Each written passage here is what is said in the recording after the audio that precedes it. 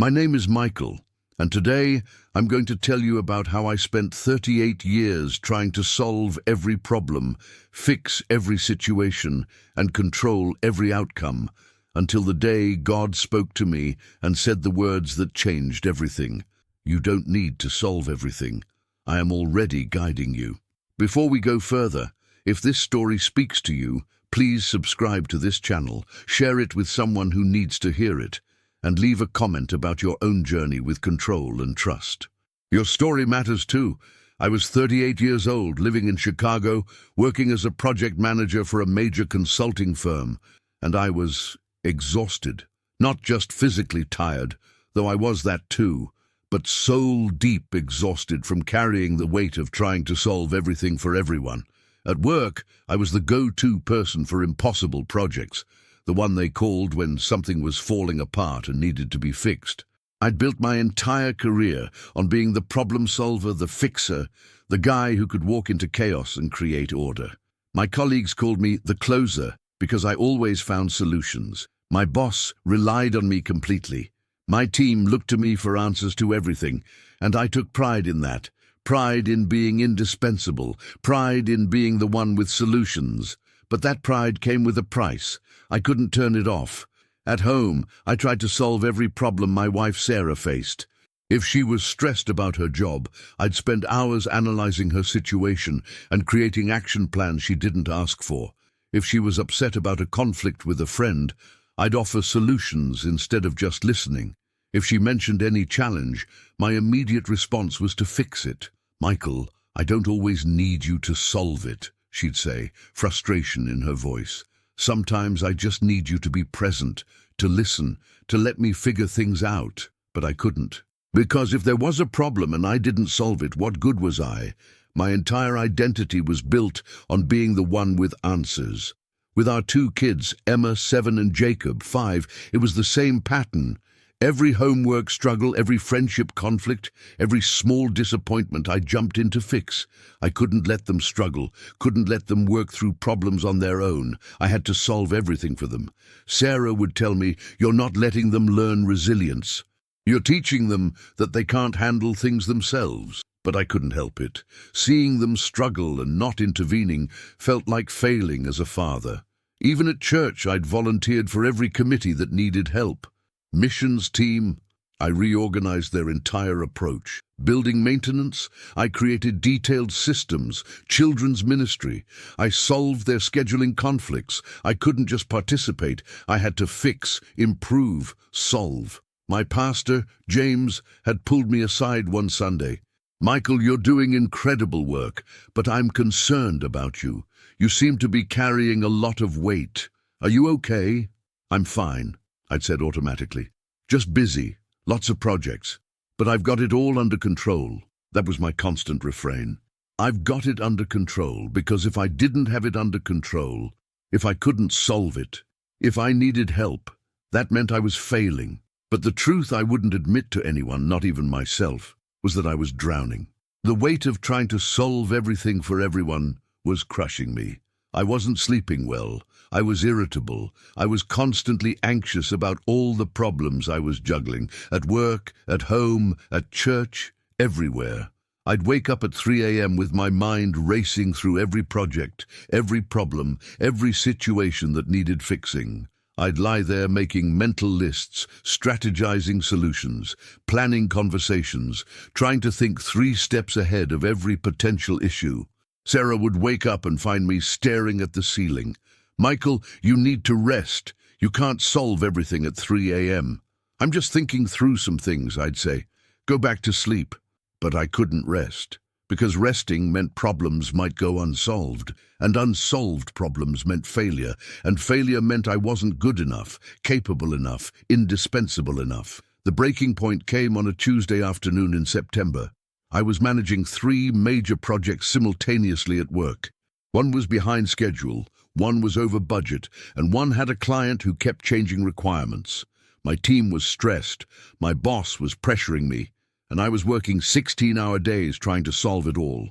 At the same time, Sarah's mother had been diagnosed with cancer, and Sarah was falling apart. Emma was struggling in school with a teacher who didn't understand her learning style.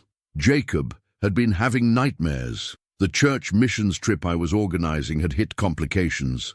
And our car had broken down that morning, adding one more thing to fix. I was sitting at my desk, staring at my computer screen, when my vision started to blur. My chest felt tight. My hands were shaking. I couldn't catch my breath. A panic attack. My first one, though I wouldn't realize that's what it was until later. I stumbled to the bathroom, splashed water on my face, and looked at myself in the mirror. I looked terrible. Dark circles under my eyes, face pale and drawn. And in that moment I barely recognized myself. "God, I can't do this," I whispered. It was more desperation than prayer.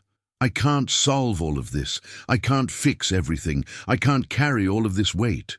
And in that bathroom, in that moment of complete breakdown, I heard something. Not an audible voice, but a clear knowing in my heart. "You don't need to solve everything. I am already guiding you."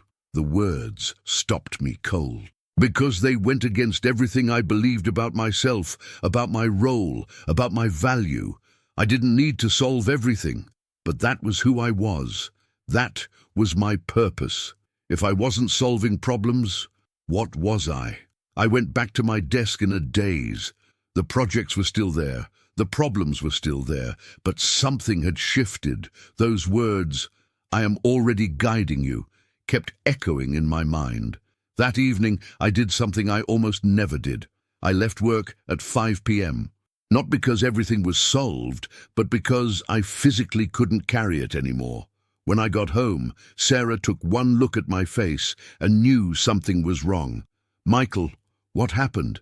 "I had a panic attack at work, and I think I heard God speak to me." She led me to the couch, and for the first time in years, I broke down, really broke down. I cried about the weight I'd been carrying, about the exhaustion, about the fear that if I stopped solving everything, I'd lose my value, about how I didn't know how to just be instead of always fixing. Sarah held me while I cried, and when I finally stopped, she said something that cut right to my heart. "Michael, you were never meant to carry all of this alone. God never asked you to solve everything. He asked you to trust Him. Trust Him."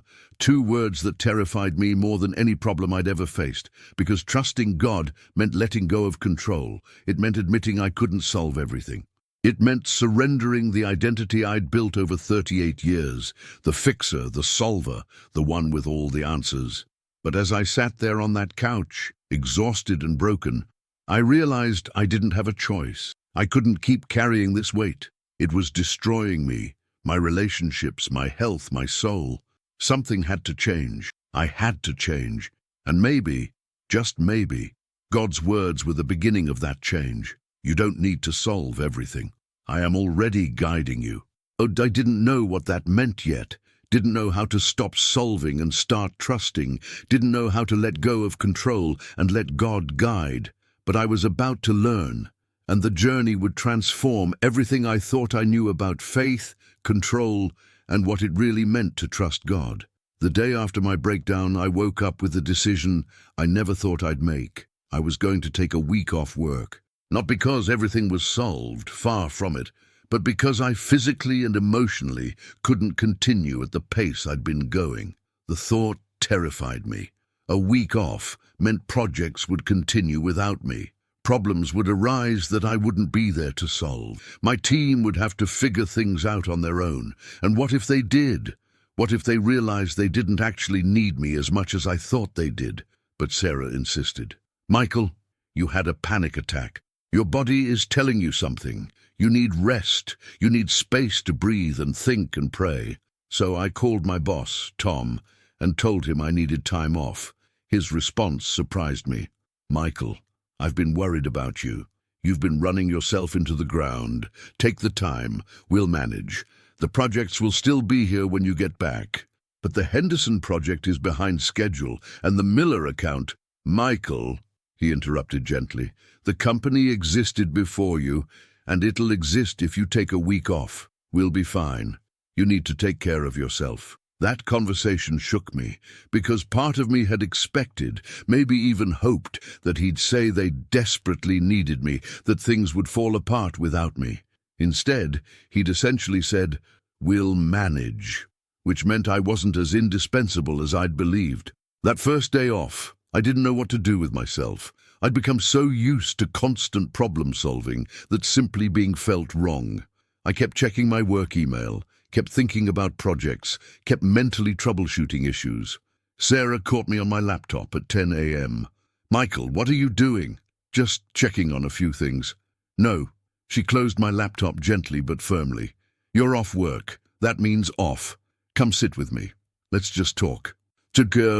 So we sat on our back porch with coffee, and for the first time in months, we actually talked.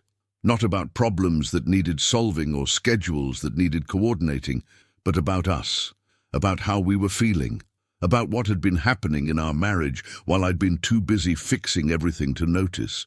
"Michael, I've felt alone," Sarah admitted, tears in her eyes.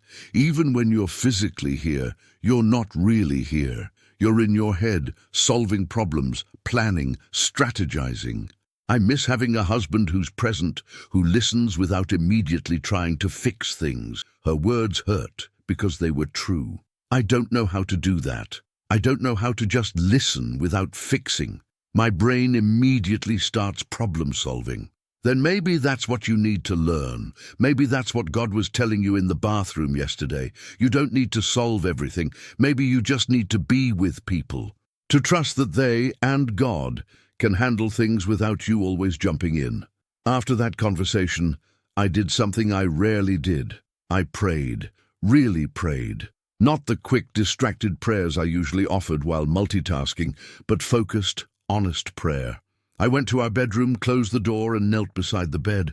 "God, I don't know how to do this. I don't know how to let go of control. I don't know how to trust that you're guiding when I can't see the solutions. I've spent my whole life being the one with answers. And now you're telling me I don't need to solve everything. But if I'm not solving things, who am I? What's my purpose?" I waited in the silence, half expecting another clear word like I'd heard in the bathroom. But this time, there was just quiet. And in that quiet, a thought came, not audible but clear. "Read Matthew 6. I grabbed my Bible, dusty from neglect, and turned to Matthew 6. I'd read the chapter before, of course, but this time verses 25-34 hit me like a physical blow. "Therefore I tell you, do not worry about your life. Look at the birds of the air. They do not sow or reap or store away in barns, and yet your heavenly Father feeds them. Are you not much more valuable than they? Can any one of you, by worrying, add a single hour to your life? But seek first his kingdom and his righteousness, and all these things will be given to you as well. Therefore do not worry about tomorrow, for tomorrow will worry about itself. Don't worry. Don't try to control tomorrow. Seek God first, and he'll take care of the rest. Trust that he's already providing, already guiding. It was the opposite of everything I'd built my life on. I'd spent 38 years trying to control tomorrow, trying to solve every problem before it became a crisis, trying to ensure nothing went wrong. And God was saying, "Stop. Trust me. I'm already guiding you." Over the next few days, I started noticing things I'd been too busy to see. Emma had been struggling in school, and I'd been trying to solve it by talking to her teacher, restructuring her study schedule, hiring a tutor. But when I actually sat down and listened to Emma, really listened without trying to fix, I discovered the real problem wasn't her learning style. She was being bullied by another student, and she'd been afraid to tell me because she thought I'd make it worse by intervening. "Daddy, you always try to fix everything," she said, tears streaming down her 7-year-old face. "And sometimes that makes things harder. I just wanted you to know, to understand, not to march into school and talk to everyone." Her words echoed Sarah's. I was so focused on solving that I wasn't actually listening to what people needed from me. With Jacob, I discovered he'd been having nightmares because of a scary movie a friend had shown him. But he hadn't told me, because every time he mentioned being scared, I'd immediately start problem solving, checking his room for monsters, explaining why there was nothing to fear, creating elaborate security systems. What he actually needed was just to be held and comforted. So instead of solving, I just held him, and the nightmares started to fade. At church that Sunday, my first service after the breakdown, Pastor James preached on Proverbs 3:5-6. Trust in the Lord with all your heart, and lean not on your own understanding. In all your ways submit to him, and he will make your paths straight. It felt like God was speaking directly to me. Don't lean on your own understanding. Don't rely on your ability to solve everything. Submit to me. Trust that I'm making your path straight, even when you can't see how. After the service, Pastor James pulled me aside. Michael, I heard you took some time off. How are you doing? For once, I was honest.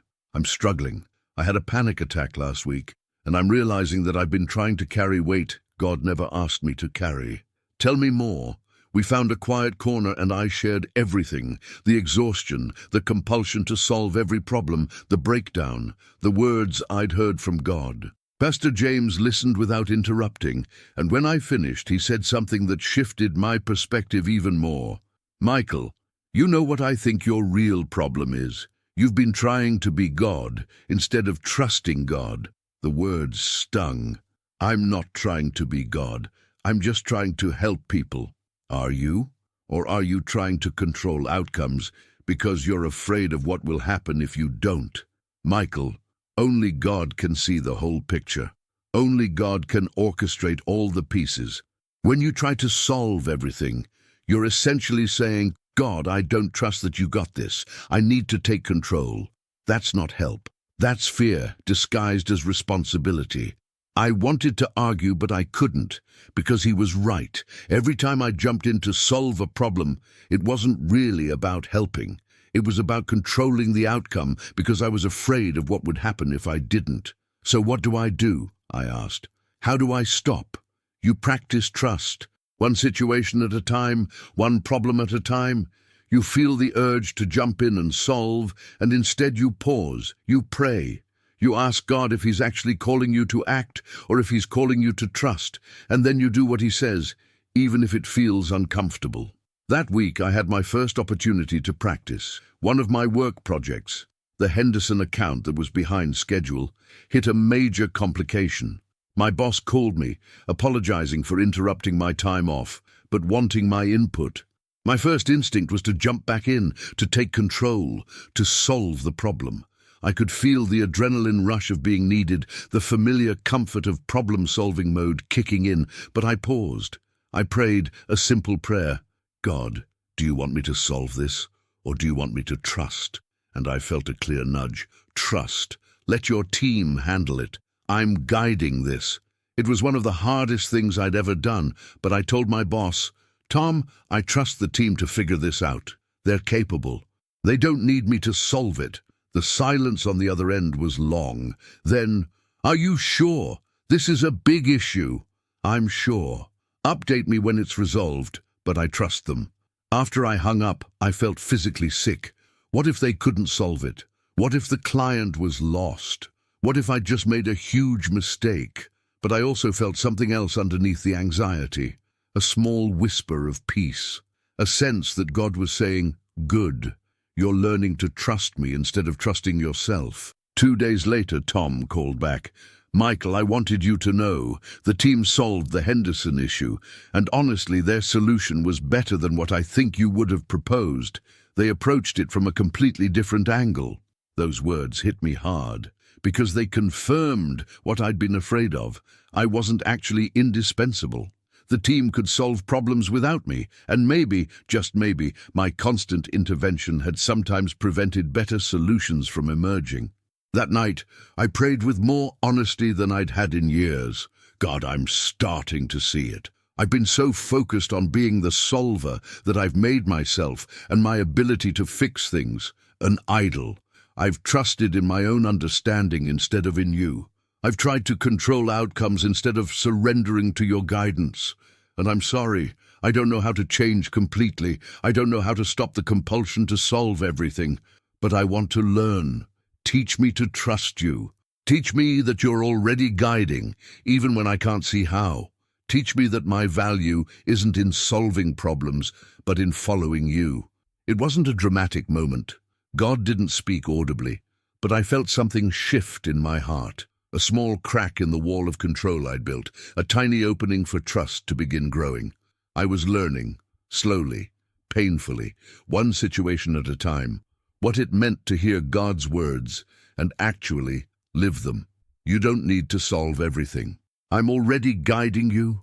The journey had just begun, but for the first time in 38 years, I was walking it not as the solver, but as the one learning to trust. And that made all the difference. When I returned to work after my week off, I made a decision that shocked everyone, including myself. I was going to start saying no, not to everything, but to the constant requests that came my way, that can you just look at this? And we need your expertise on this, and you're the only one who can solve this, requests that had filled my days and kept me working until midnight. My first test came within an hour of being back. A colleague from another department stopped by my desk. "Michael, thank God you're back. We have a crisis with the Johnson project. Nobody knows how to handle it. Can you take a look?" The old Michael would have said yes immediately, would have dropped everything, jumped into crisis mode, and spent the next 12 hours solving their problem. But I paused. I prayed silently, "God, is this mine to solve?" And I felt a clear impression. "No, let them figure it out." "I appreciate you thinking of me," I said, my heart pounding, "but I'm not the right person for this. Have you talked to Derek? He has experience with similar projects." My colleague looked stunned. "But you're the closer. You always help. I'm trying to be more intentional about where I invest my time. Derek can help you." After she left, I sat at my desk, hands shaking. It felt wrong, like I'd failed, like I'd let someone down. But I also felt something else, a small sense of freedom, of not carrying weight that wasn't mine to carry.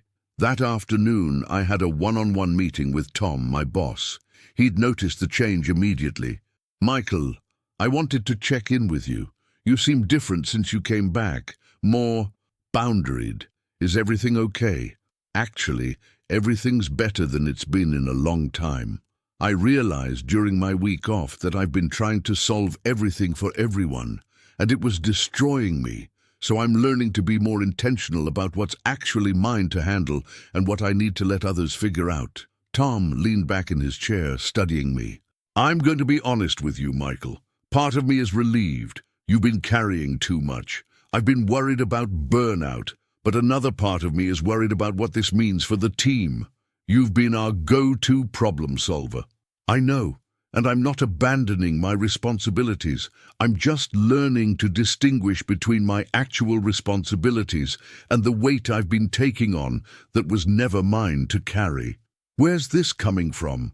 This seems like a pretty significant shift." I hesitated, then decided to be honest. "I had a panic attack 2 weeks ago, and in the aftermath I heard God speak to me.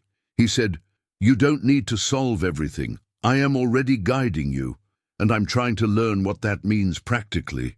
Tom was quiet for a long moment. "I respect that, and honestly, Michael, I think this might make you a better leader. You've been so busy solving everyone's problems that you haven't been developing your team's ability to solve problems themselves. Maybe stepping back will actually strengthen them." His words echoed what I'd been discovering with Emma and Jacob. My constant intervention wasn't actually helping, it was preventing growth. That evening at home, Sarah noticed the change too. I came home at 6 p.m., not midnight. I didn't immediately check my work email. Instead, I played with the kids, helped make dinner, and was actually present during the meal. "Who are you, and what have you done with my husband?" Sarah teased, but there were tears in her eyes. "Michael, I can see the difference. You're here, really here." After the kids went to bed, Sarah and I sat together on the couch, something we hadn't done in months. "Tell me what's happening," she said. "What's changing?" I shared about the conversations at work, about saying no to the Johnson project, about what Tom had said about developing the team. But the hardest part, I admitted, is that I don't know who I am if I'm not the solver. My entire identity has been built on being the guy with answers, and now I'm learning to say I don't know, and that's not mine to solve. It feels like losing myself. Sarah took my hand. Maybe you're not losing yourself. Maybe you're finding yourself. The real Michael, not the one you created to feel valuable. Maybe God's stripping away the false identity so the real one can emerge. Her words hit deep, because she was right. I'd built an identity around problem solving because it made me feel indispensable, valuable, needed, but that identity had been a prison. Over the next few weeks, I kept practicing, and it was harder than I'd imagined. At church, the missions team came to me with a crisis. The trip I'd been organizing had hit a major complication with permits. The old Michael would have dropped everything to solve it. Instead, I said, "Let me pray about this and get back to you." I spent time in prayer asking God, "Is this mine to solve?" And I felt him say, "Guide them, but don't solve it for them." So I met with the missions team, and instead of presenting a solution, I asked questions. What options have you considered? What resources do you have? What do you think is the wisest path forward? They looked at me like I'd grown a second head. "But Michael, we came to you because you always know what to do." I don't always know what to do. And even when I think I do, it might not be the best solution. You all have wisdom and experience. Trust that, work together, pray about it, and let God guide you to the answer. They were uncomfortable. So was I. But something powerful happened. They actually figured it out, and their solution was better than what I would have proposed because it came from collective wisdom rather than one person's attempt to control the outcome. At home, the biggest test came with Sarah's mother's cancer treatment. Sarah was overwhelmed trying to coordinate doctors, treatments, and care while also managing work and our household. Every fiber of my being wanted to jump in and solve it, create spreadsheets, organize schedules, take control of the situation, make it better. But instead, I asked Sarah, "What do you need from me? Not what I think you need. What do you actually need?" She started crying. "I need you to just be with me, to hold me when I'm scared, to let me talk through my feelings without trying to fix them, to pray with me. I don't need you to solve this, Michael. I need you to be my husband, not my project manager." So I did something revolutionary. I just listened. When she was scared, I held her. When she was angry about the unfairness of it, I didn't try to make her feel better. I just sat with her in the anger. When she needed to make decisions about her mother's care, I asked questions instead of giving answers. And something unexpected happened. Our marriage started to heal. The distance that had grown between us began to close. Sarah started opening up to me in ways she hadn't in years, because she knew I wouldn't immediately try to fix everything she shared. "This is what I've needed all along," she told me one night. "Not solutions, just you, present, listening, trusting that God's got this even when we can't see how." One evening, about a month after my breakdown, I was reading my Bible when a verse jumped out at me. Psalm 46:10. "Be still and know that I am God." Be still. Stop striving. Stop controlling. Stop solving. Just be still and know that God is God, which means I don't have to be. I realized that my compulsion to solve everything had been, at its core, a refusal to be still. Because being still meant facing the fear that if I wasn't actively controlling outcomes, everything would fall apart. Being still meant trusting that God was actually sovereign, actually in control, actually guiding, even when I couldn't see it. That night, I practiced being still. I sat in silence for 30 minutes. No phone, no planning, no problem solving, just sitting with God. And it was excruciating. My mind raced through all the things I should be doing, all the problems I should be solving. But I kept bringing my attention back to one simple truth. God is God. I am not. He is guiding. I can trust. After those 30 minutes, I felt something shift, a small release of the constant tension I'd been carrying, a whisper of peace that said, "You're learning. Keep going.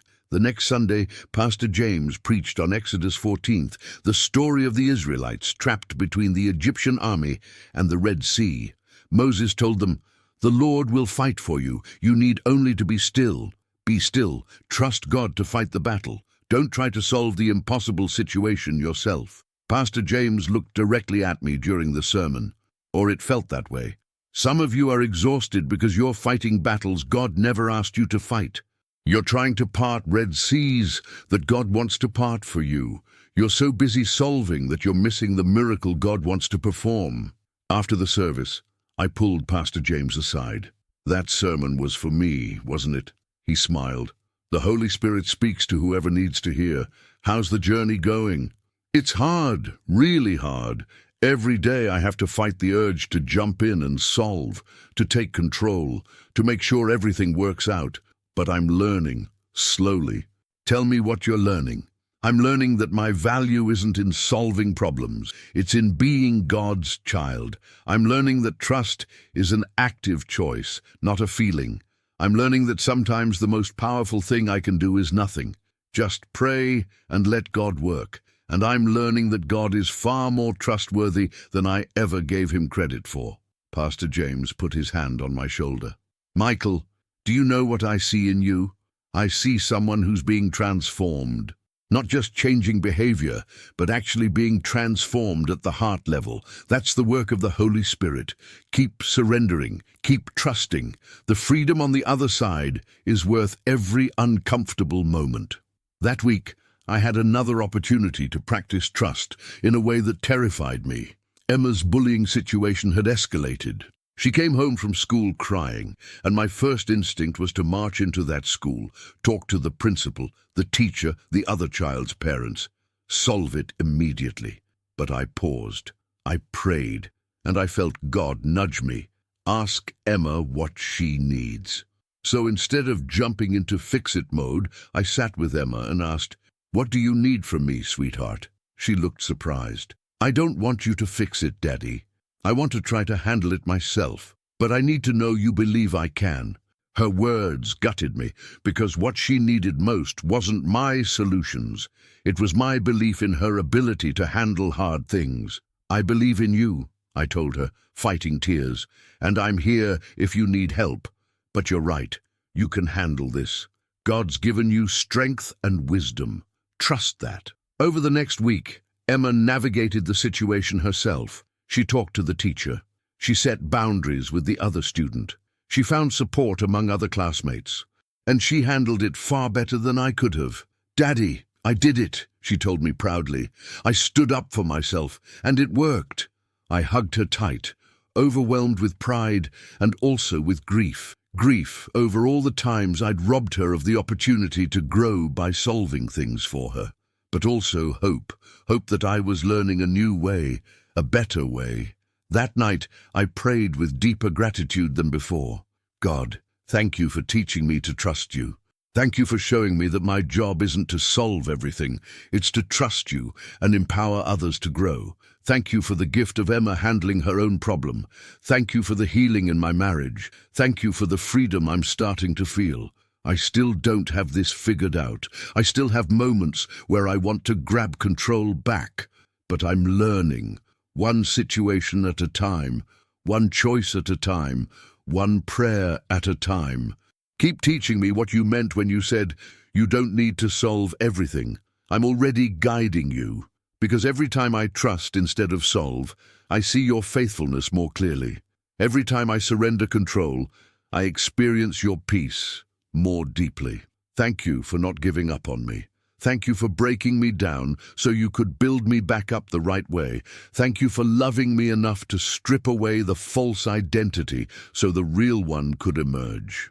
I'm yours, not the solver, not the fixer, not the one with all the answers, just yours. Learning to trust, learning to surrender, learning to be still and know that you are God. And that's enough. You're enough. I don't have to be. A month after my breakdown, I was learning what I'd never understood before. Freedom doesn't come from solving everything. It comes from trusting the one who already has. And that trust was changing everything. 2 months after my breakdown, I faced a test that would challenge everything I'd been learning about trust and surrender. My biggest client threatened to leave unless I personally took over their struggling project. The call came on a Wednesday morning. The client, Richardson Industries, represented 30% of our company's revenue. They'd been working with another project manager who'd made several mistakes, and now they wanted me, the closer, to fix it. "Michael, we need you on this," the CEO, Richard Richardson, said bluntly. "We've heard you're the best. If you don't take this project, we're taking our business elsewhere. We're done with mediocrity. We want guaranteed results. And from what we hear, you guarantee results." Every part of me wanted to say yes. This was exactly the kind of situation I'd built my reputation on, swooping in to save failing projects, being the hero, proving my value. Plus, the company needed this client. If they left, layoffs would likely follow. I could feel the familiar adrenaline rush, the pull toward problem-solving mode, the satisfaction of being needed, being the only one who could solve this. But I also felt something else. God's gentle nudge, a quiet whisper in my heart. "This isn't yours. Trust me. Mr. Richardson, can I call you back in an hour? I need to review the project details before I commit." He sounded surprised and annoyed. "Michael, this is a yes or no question. Are you going to save this project or not? I understand the urgency, but I need an hour. I'll call you back." After we hung up, my hands were shaking. I closed my office door and knelt beside my desk, something I'd started doing whenever I felt the compulsion to take control. God, this is big, really big. The company needs this client. People's jobs might depend on it, and I could solve this. I know I could, but I also feel you telling me this isn't mine. Am I hearing you right, or am I just scared and calling it your voice? I sat in silence, waiting, and slowly clarity came. Not an audible voice, but a strong impression. "You've been doing so well learning to trust me with small things. Now I'm asking you to trust me with something big. Will you believe that I'm already guiding this situation? That I have a better plan than your intervention?" I thought about what Tom had said, that my constant problem-solving had prevented my team from developing their own abilities. What if the same was true here? What if my jumping in to save this project would actually prevent the growth and transformation that needed to happen? I called Tom and explained the situation. "Richardson wants me personally. He's threatening to leave if I don't take over the project. What do you think?" Tom was quiet for a moment. "Honestly, Michael, 3 months ago, I would have begged you to do it, but I've watched how you've changed, how you've empowered the team by stepping back, and I've seen them grow because of it. So I'm going to say something crazy. I think you should say no. But what if they leave? What if we lose 30% of our revenue? Then we lose it. But Michael, we can't build a company on the foundation of one person being indispensable. That's not sustainable, it's not healthy, and it's not actually good business. If Richardson only wants to work with us because of you, then we don't actually have a client relationship, we have a dependency, and dependencies are fragile." His words echoed what I'd been learning in every area of my life. Making myself indispensable wasn't strength. It was fear masquerading as competence. I called Richardson back. "Mr. Richardson, I appreciate your confidence in me, but I'm not going to take over this project personally." "Then we're done. We'll find another firm." "I understand, but let me offer an alternative. Let me introduce you to Derek Morrison. He's one of our best project managers, and he has specific expertise in the areas where your project is struggling. Give him 2 weeks. If you're not satisfied, then make your decision about leaving." "Dale, why should I trust someone who's not you?" "Because I've realized that my jumping in to solve everything wasn't actually serving my clients best. It was preventing the development of sustainable solutions and strong teams. Derek won't just fix your immediate problem. He'll help you build systems so these problems don't keep recurring. That's better than me being a band-aid." There was a long silence. "Fine, 2 weeks. But if this doesn't work, we're gone." After I hung up, I sat at my desk feeling physically sick. I just risked 30% of the company's revenue on trust, on believing that God was guiding this situation, on choosing long-term health over short-term heroics. I immediately went to Derek's office. He looked up, surprised to see me. "Derek, I just gave Richardson your name. They're giving us 2 weeks, and if it doesn't work out, they're leaving. I'm sorry to put this on you, but I believe you can handle it. And I believe it's better for them and for us if you do." Derek looked terrified. "Michael, this is Richardson. This is huge. What if I mess it up? Then you mess it up, and we learn from it. But I don't think you will. You're capable, Derek. I've been solving problems for people instead of empowering them to solve problems themselves. I'm not doing that anymore. I believe in you. More importantly, I'm trusting that God's got this." Over the next 2 weeks, I had to resist the urge to check in constantly, to offer unsolicited advice, to hover. Every day I wanted to ask Derek how it was going, to subtly take control, to make sure he was doing it right. But I kept bringing it back to prayer. "God, I'm trusting you. I'm choosing to believe you're guiding Derek, guiding Richardson, guiding this whole situation. Help me not to grab the control back."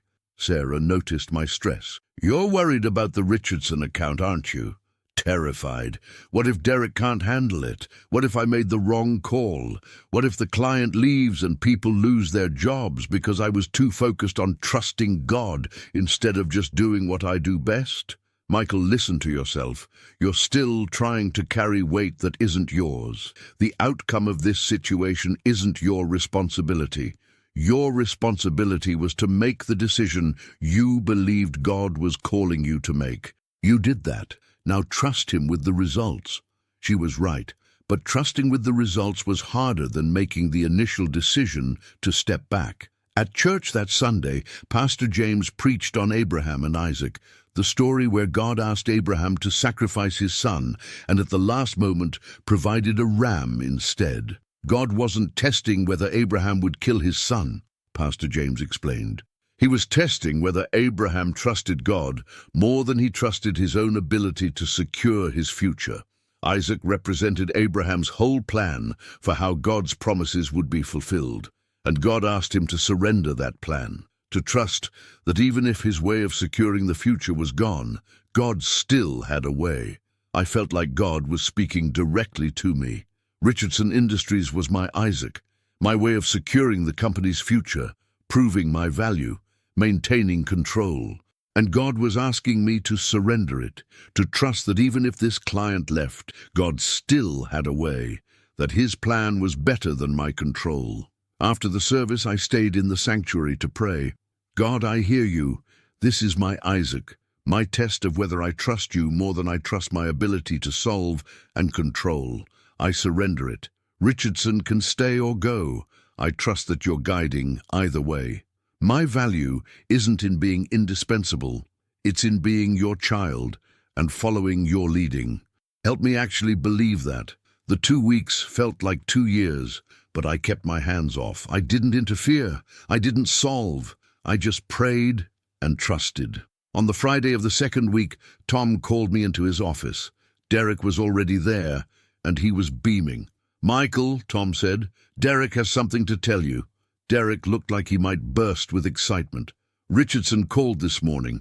They're not leaving. Not only are they staying, but they're expanding their contract. They said the last 2 weeks have been the most productive they've had in months.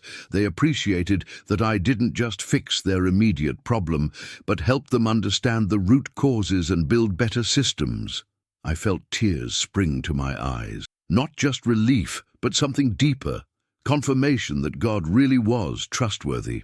That surrendering control really did lead to better outcomes, that my intervention wasn't as necessary as I'd believed. "Derek, that's amazing. I'm so proud of you." "Michael, I have to be honest. I was angry when you gave this to me. I thought you were setting me up to fail, but you weren't. You were giving me the opportunity to grow, and you were right. I could handle it. I just needed to believe I could. Thank you for believing in me, even when I didn't believe in myself." After Derek left, Tom looked at me with something like wonder. "Michael, do you realize what just happened? You took what could have been a disaster and turned it into a development opportunity. You empowered Derek, you strengthened the client relationship, and you showed the whole team that we're not dependent on one person being the hero.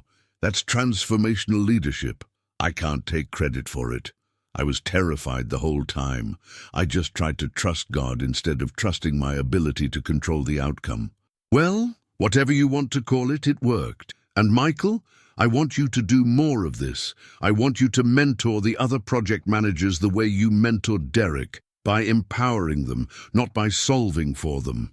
We need a whole team of capable leaders, not one indispensable problem solver. Walking to my car that evening, I called Sarah. Richardson stayed. Derek did an amazing job. God was faithful. She laughed with joy. Of course he was. He always is. I'm so proud of you, Michael. Do you see what happened? You trusted instead of controlled, and God showed up.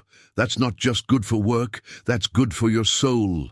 That night, after the kids were in bed, I sat with my Bible and read the story Pastor James had preached about. Genesis 22. Abraham raising the knife, God providing the ram. The words that followed struck me. Now I know that you fear God because you have not withheld from me your son, your only son. God wasn't testing whether Abraham would go through with it. He was testing whether Abraham would withhold nothing, whether he would surrender even his most precious plan for securing the future. And I realized that's what God had been doing with me these past 2 months, testing whether I would withhold nothing, whether I would surrender even my identity as the problem solver, my sense of security in being indispensable, my plans for controlling outcomes. I'd passed the test. Not perfectly. I'd been terrified, had doubted, had struggled, but I'd surrendered, I'd trusted, and God had shown up. But the journey wasn't over. The next test came from an unexpected place, my own family. Jacob, my 5-year-old, had been struggling with anger outbursts. My instinct was to solve it, find the root cause, create a behavior plan, fix it immediately. But I paused and asked God, is this mine to solve, or is this an opportunity to trust you and empower Sarah and Jacob? God's answer was clear. Walk with them through it. Don't solve it for them. So instead of taking control, I asked Sarah, how can I support you with Jacob's struggles? She looked shocked. You're not going to jump in with a solution? I'm trying not to. I'm trying to trust that you and Jacob can work through this with God's guidance. Tell me how I can help without taking over. We talked for over an hour about what Jacob might be experiencing, what approaches we could try, how we could support him. And for the first time, it felt like a partnership, instead of me dictating the solution. Over the next weeks, Sarah worked with Jacob on identifying his feelings, creating healthy outlets for anger, and learning self-regulation. And I supported them, not by solving, but by encouraging, praying, and trusting. It was slower than if I'd just jumped in and fixed it, but it was also deeper. Jacob was learning skills he'd carry for life. Sarah felt empowered as a mother instead of undermined. And I was learning that my role as a father wasn't to solve every problem for my kids. It was to equip them to navigate problems themselves. One evening, Jacob came to me after successfully managing his anger during a frustrating situation. Daddy, I did it. I felt angry, but I didn't yell. I took deep breaths like Mommy taught me. I hugged him tight, overwhelmed with pride. I'm so proud of you, buddy. You're learning to handle hard feelings. That's a really important skill. Later, Sarah found me in our bedroom. Do you see what's happening? You're not just changing, our whole family is changing. The kids are developing resilience. I'm growing in confidence. Our marriage is stronger, all because you stopped trying to solve everything and started trusting God to guide us. And that night I prayed with deeper gratitude than ever before. God, 2 months ago, you told me I don't need to solve everything, that you're already guiding, and you've proven it over and over, with Richardson, with Derek, with Sarah's mom's treatment, with Emma's bullying, with Jacob's anger, with my marriage. Every time I've surrendered control and trusted you, you've shown up. Not always in the way I expected, but always in ways that were better than what I could have orchestrated. Thank you for breaking my need to be indispensable. Thank you for teaching me that my value isn't in solving, but in following you. Thank you for showing me that trust isn't passive. It's the most active, courageous thing I can do. I still have moments where I want to grab control back, where I'm tempted to believe that my intervention is necessary, but you keep gently redirecting me back to trust, back to surrender, back to believing that you really are guiding. Keep transforming me. Keep teaching me. Keep showing me what it means to live surrendered to your guidance instead of enslaved to my need to solve everything. Because I'm learning, slowly, imperfectly, but really learning that you're faithful, that your ways are better than mine, that I can trust you with absolutely everything. And that's changing not just how I work, but how I parent, how I love my wife, how I lead, how I live. Thank you for not giving up on me when I was drowning in the weight of trying to be God instead of trusting God. Thank you for speaking those words that changed everything. You don't need to solve everything. I am already guiding you. I believe it now, finally truly believe it, and I'm watching you prove it every single day. 2 months in, and I was learning what I'd never understood before. The most powerful thing I could do wasn't solve every problem. It was trust the one who already had, and that trust was setting me free. 3 months after my breakdown, I faced something I'd never done before in my entire career. I asked for help. It started with a new project, a massive digital transformation for a healthcare system. It was complex, high stakes, and exactly the type of challenge I would have tackled alone in the past, working nights and weekends until I'd figured out every detail. But this time, sitting in the kickoff meeting, I felt overwhelmed. Not because I couldn't solve it, I probably could, given enough time and effort, but because I realized I didn't have to, and more importantly, I shouldn't. After the meeting, I went to Tom's office.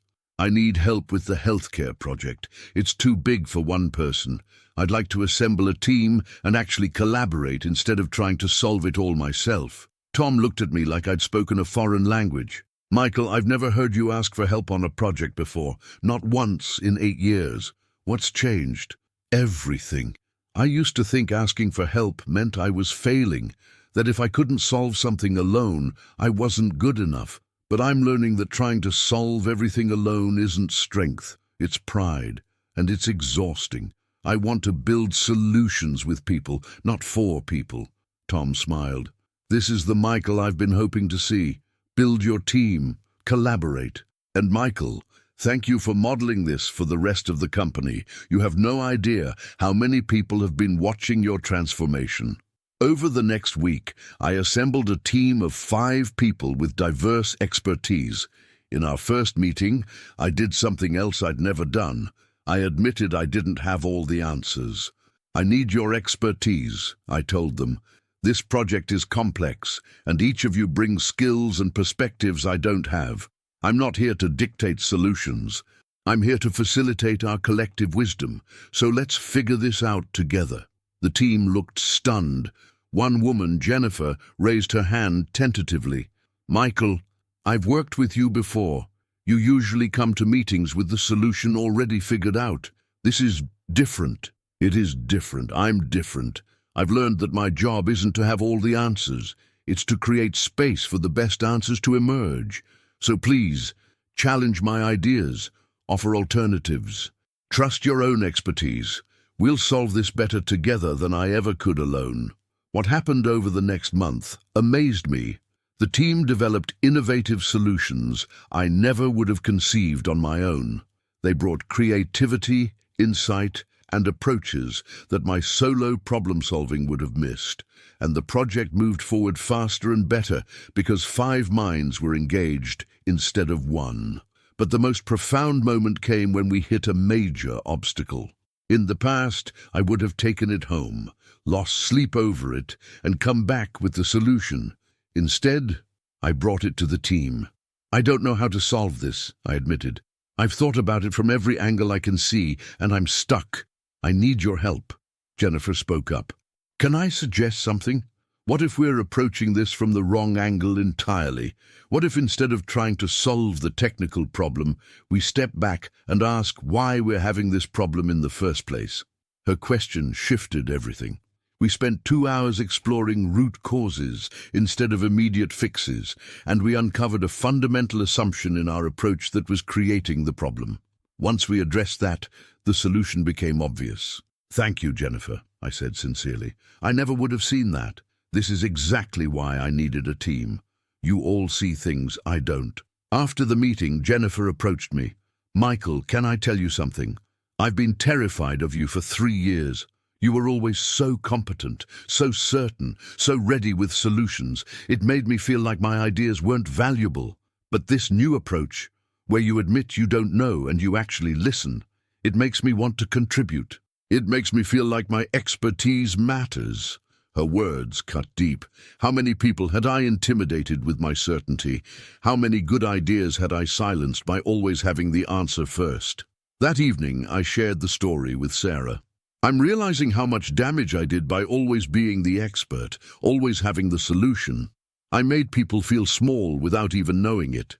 "But you're changing," Sarah said, "and people are noticing. Emma mentioned it the other day. She said you're becoming a better listener. That means something, Michael. You're not just changing at work, you're changing as a person." Around this time, something shifted in my relationship with God. I'd been praying regularly since my breakdown, mostly prayers of surrender, asking God to help me trust instead of control. But my prayers had still been somewhat transactional. "God, help me not to solve this. Help me trust you with that." One morning during my quiet time, I felt God prompt me to simply sit with him, not to ask for anything, not to surrender specific situations, just to be present with him. It felt foreign, uncomfortable. My mind wanted to fill the silence with requests and concerns and problems to process, but I pushed through the discomfort and just sat, and in that silence, I heard or felt God speak to my heart. "Michael, I don't just want your surrender, I want your presence. I don't just want you to stop trying to solve everything. I want you to know me, to rest in me, to find your identity in being my beloved child, not in what you do or solve or accomplish." The words undid me, because I realized I'd been treating God like I treated everyone else, as a resource to help me accomplish something. Even my surrender had been about achieving a goal, becoming less of a problem solver, learning to trust better, fixing my control issues. But God was inviting me into something deeper, not just transformation of behavior, but transformation of identity, from someone who found worth in solving to someone who found worth in being loved by God. I started spending mornings just sitting with God. No agenda, no prayer list, just being present, reading scripture slowly, letting it sink in, listening for his voice, learning to recognize his presence. And something profound happened. The compulsion to solve started to fade not just through willpower, but through displacement. As I spent more time knowing God, I found less need to prove myself through problem solving. As I experienced his love more deeply, I needed validation through being indispensable less desperately. Sarah noticed.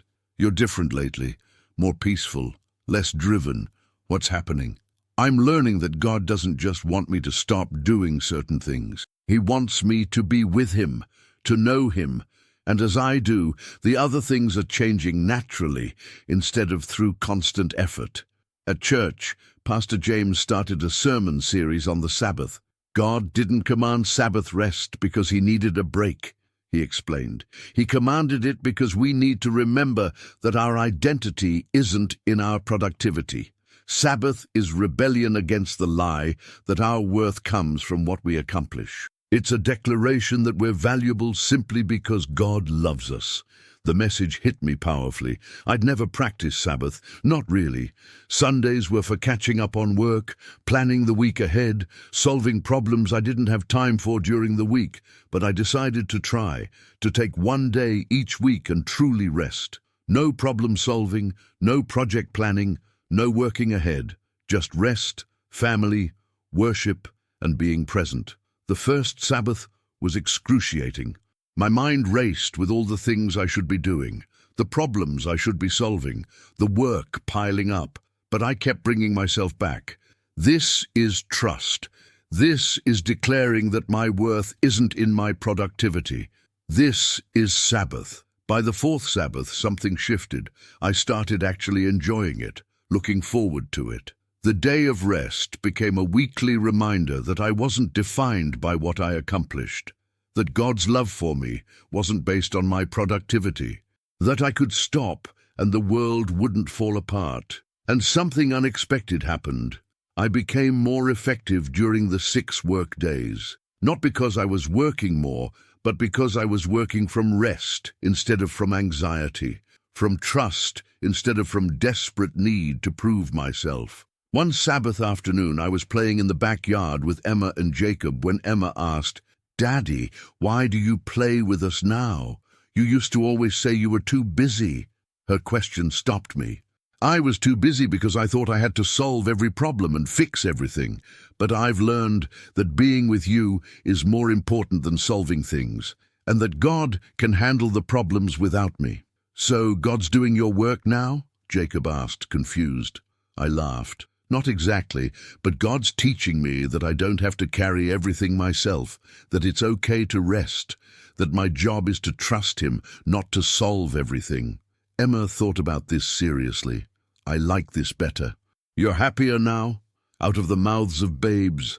My 7-year-old could see what I'd been blind to for 38 years. My constant problem-solving hadn't made me happy. It had made me exhausted, stressed, and emotionally unavailable. That evening, after the kids were in bed, Sarah and I sat on our back porch, something that had become our new ritual on Sabbath evenings. "I've been thinking," Sarah said, "about how much has changed in 3 months. You're a different person, Michael. I have my husband back. The kids have their father present. Your team at work is thriving. How does it feel?" "It feels like freedom, like I've been carrying a 100-pound weight my whole life and finally set it down. But it also feels scary sometimes, because my identity was so tied up in being the solver that without it, I sometimes don't know who I am. You're figuring out who you are, the real Michael, not the one you created to feel valuable. And I love this Michael more than the one who had all the answers, because this Michael is vulnerable, present, real." Her words brought tears to my eyes. "I love you. Thank you for being patient with me while I learned this, for not giving up when I was drowning in my need to control everything. I love you too, and Michael, I'm proud of you, changing this deeply, this fundamentally. That takes courage, real courage." The next week at work, I had another opportunity to practice what I was learning. One of my team members, Kevin, made a significant mistake on the healthcare project. It was the kind of mistake that would have sent me into fix-it mode in the past, taking over his portion of the work, solving it myself, preventing future errors by keeping tighter control. Instead, I called Kevin into my office. "Tell me what happened." He looked terrified. "Michael, I messed up. I know I did, and I'm so sorry. I'll work all weekend to fix it if I need to." "Kevin, I'm not asking you to work all weekend. I'm asking you to tell me what happened so we can learn from it together." He explained the mistake, a miscommunication with the client that led to building the wrong feature. In the past, I would have been furious, would have solved it immediately to minimize damage, would have micromanaged Kevin going forward. But I felt God's gentle nudge. This is an opportunity for growth, not just damage control. "Okay," I said, "here's what we're going to do. You're going to develop a plan for how to fix this and how to prevent similar miscommunications in the future. I'll review it with you and offer input, but this is your mistake to solve, not because I'm punishing you, but because I believe you can handle it and will learn more from solving it yourself than from watching me solve it." Kevin looked shocked. "You're not taking it over?" "No, I trust you to handle this. And Kevin, mistakes happen. They're part of learning. I've made more mistakes than I can count. What matters isn't that you made a mistake, it's what you do with it." 2 days later, Kevin came back with a comprehensive plan, better than what I would have developed, and he'd learned valuable lessons about communication and verification that would serve him throughout his career. "Thank you for trusting me with this," he told me. "I was sure you'd just take it over. This meant more to me than you know." After he left, I sat at my desk, overwhelmed with gratitude. God was teaching me that my role wasn't to prevent everyone from making mistakes or to solve every problem that arose. My role was to create environments where people could grow, learn, and develop their own problem-solving abilities. That night, I prayed with deeper understanding than before. "God, 3 months ago, you told me I don't need to solve everything, that you're already guiding, and I'm finally starting to really understand what that means. It doesn't just mean you're guiding the situations I'm worried about. It means you're guiding everything: the team development, the client relationships, the family dynamics, my own transformation. You're orchestrating all of it. My job isn't to control outcomes. It's to trust your guidance, to create space for your work, to be present with people instead of solving for them, to rest in your love instead of proving my worth through accomplishment. Thank you for the team that's teaching me collaboration is better than solo problem solving. Thank you for Jennifer's insight that showed me the value of diverse perspectives. Thank you for Kevin's mistake that gave him an opportunity to grow. Thank you for Sabbath that's teaching me I'm valuable because you love me, not because of what I accomplish. Thank you for Sarah and the kids who are experiencing a husband and father who's actually present. Thank you for not just changing my behavior, but transforming my identity, for showing me that I'm your beloved child, not the closer, for teaching me that being with you is more important than solving for everyone else. I still have moments where I want to grab control, where I'm tempted to believe my intervention is necessary, but those moments are getting less frequent. The pull toward problem-solving is weakening as I grow stronger in trust. Keep transforming me. Keep teaching me what it means to live surrendered to your guidance instead of enslaved to my need to solve. Because I'm discovering, slowly but surely, that the life you're inviting me into is so much better than the one I was building through control. Freedom, rest, presence, trust. These aren't weaknesses. They're the strength I was searching for all along. 3 months after hearing God say, "You don't need to solve everything, I'm already guiding you," I was finally learning to live it. Not perfectly, not without struggles, but authentically, progressively, transformatively. And the freedom was worth every uncomfortable moment of letting go. The journey continued, but I was no longer walking it alone, carrying impossible weight. I was walking it with God, learning to trust His guidance one step at a time, and that made all the difference. 4 months after my breakdown, I faced a situation that tested everything I'd learned about trust and surrender. Sarah's mother, Linda, took a turn for the worse with her cancer treatment, and the doctors said she might have only weeks to live. Sarah was devastated, and every instinct in me wanted to fix it, to research alternative treatments, to find the best specialists, to create action plans, to solve the unsolvable. But I couldn't solve death. I couldn't fix cancer. And trying to do so would only make things harder for Sarah. The night we got the news, Sarah collapsed into my arms, sobbing, "I'm not ready. I thought we'd have more time. I don't know how to say goodbye." The old Michael would have immediately started problem solving. Let's get a second opinion. Let's research clinical trials. Let's find the best oncologist in the country. Anything to avoid sitting with the pain, to avoid feeling helpless. But I'd learned something over the past 4 months. Sometimes the most loving thing I could do was nothing except be present. So I held Sarah while she cried. I didn't try to fix her grief, didn't offer solutions, didn't minimize her pain with false hope. I just held her and let her feel everything she needed to feel. "I'm so sorry," I whispered. "I'm here. Whatever you need, I'm here. I just need you to be with me," she said through tears. "I don't need you to make it better. I just need you to be with me while it's hard." Over the next 2 weeks, I practiced a kind of trust I'd never experienced before. Trust in the face of something I couldn't control, couldn't solve, couldn't fix. Trust that God was present even in this. that he was guiding even when the path led through loss. I took time off work to be with Sarah and Linda. We spent hours at Linda's bedside, talking, praying, laughing through tears, holding her hand. And instead of trying to orchestrate every moment or control the narrative, I simply showed up, present, available, trusting that my presence mattered more than my solutions. One afternoon, Linda asked to speak with me privately. Sarah left the room, and Linda took my hand with surprising strength. "Michael, I want to thank you."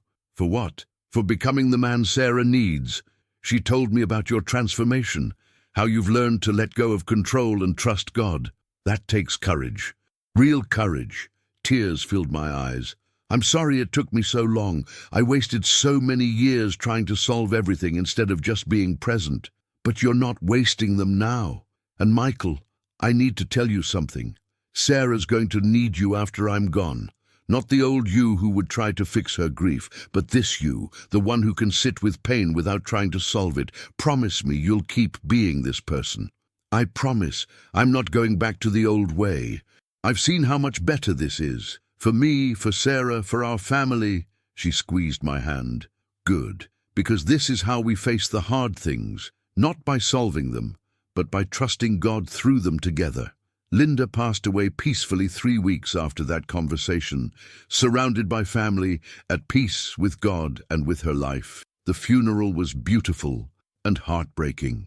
Sarah delivered a eulogy that had everyone in tears, speaking about her mother's faith, her strength, her love. And I sat beside Sarah, holding her hand, not trying to make it better, but simply being present in the grief. After the funeral, the real work began, helping Sarah navigate grief while she was still functioning as a wife and mother. And I had to fight every instinct to try to solve her pain. There were days she couldn't get out of bed, days she cried for hours, days she was angry at God for taking her mother. And the old Michael would have panicked, would have tried to fix her emotions, would have pushed her to move on or stay positive. But I'd learned that grief isn't a problem to solve. It's a process to walk through. So I held space for Sarah's grief without trying to fix it. "I miss her so much," Sarah would say. And instead of responding with, "She's in a better place," or "You'll feel better soon," I simply said, "I know. Tell me about what you miss most." And she would talk. And I would listen.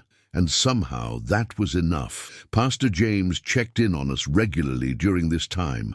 One afternoon, he stopped by our house while Sarah was napping. "How are you holding up, Michael? I know this is hard for you too. It's one of the hardest things I've faced. Not because I'm grieving Linda, though I am, but because I have to watch Sarah suffer, and I can't fix it. I can't make it better.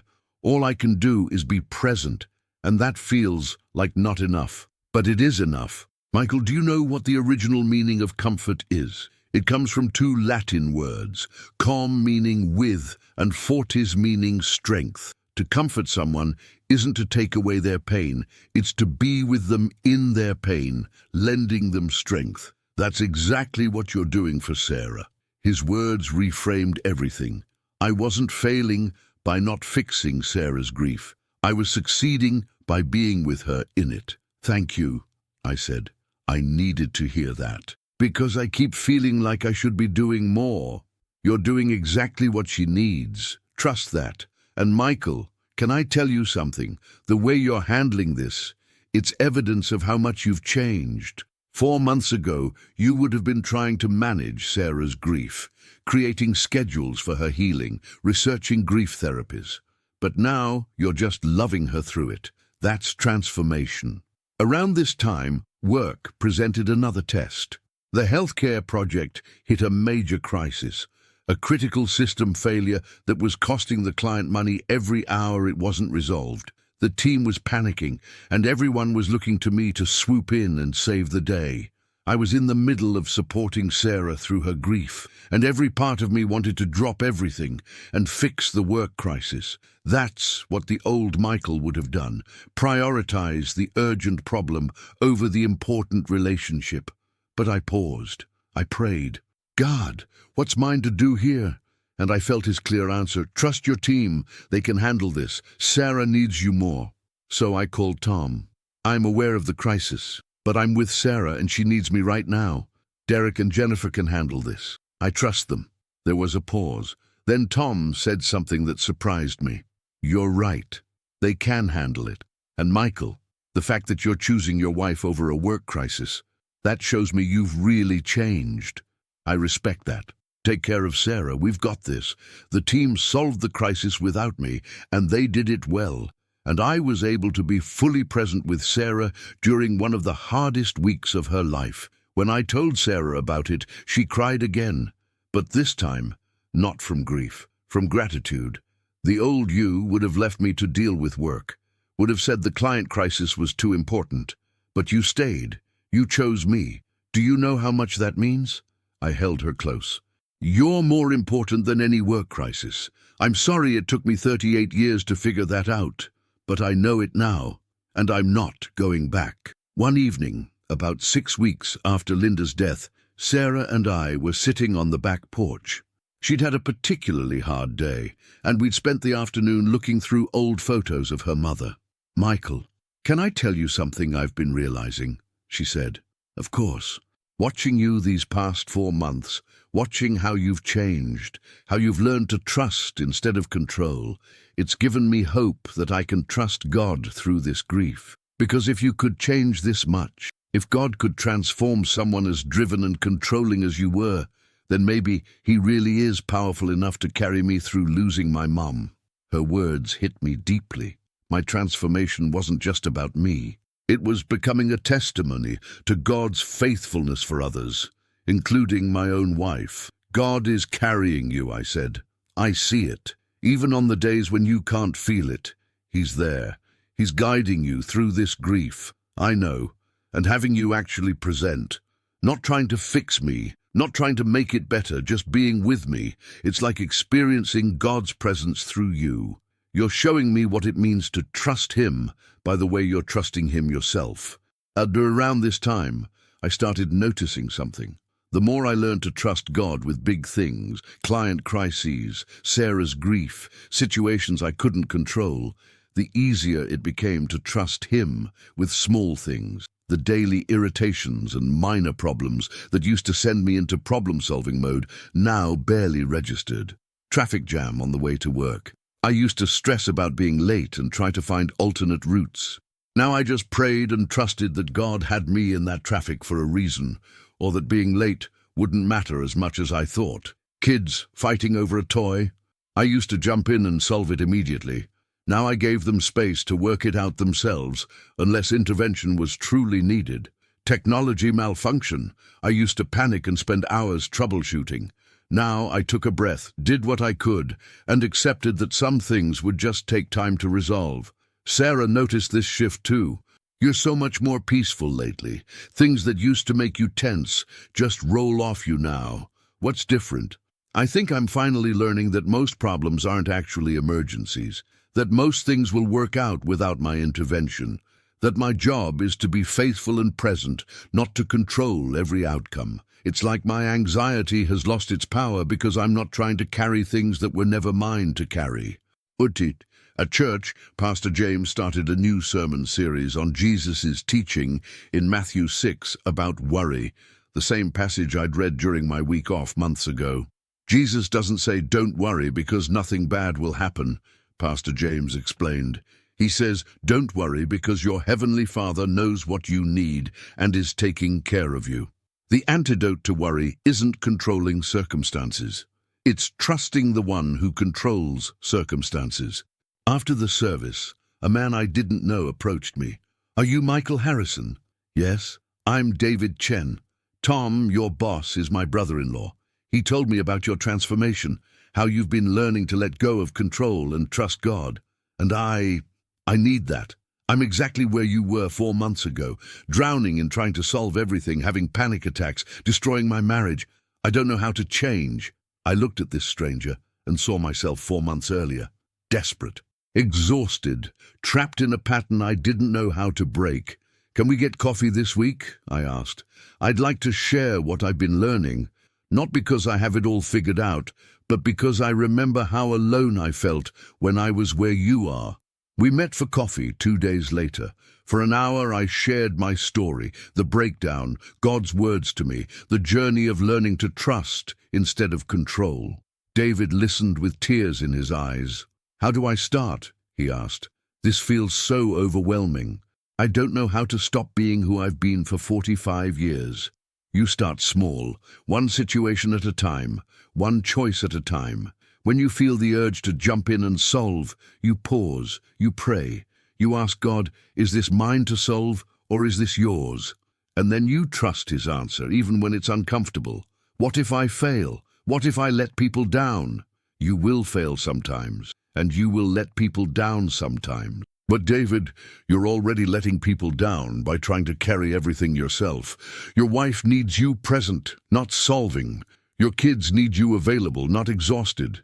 Your team needs you empowering them, not doing everything for them. The failure you're afraid of is already happening. You just can't see it yet." He nodded slowly. "You're right. I can see it in my wife's eyes. She's given up on me being present. She's resigned to having a husband who's physically there but emotionally absent. It's not too late, I promise you. It's not too late.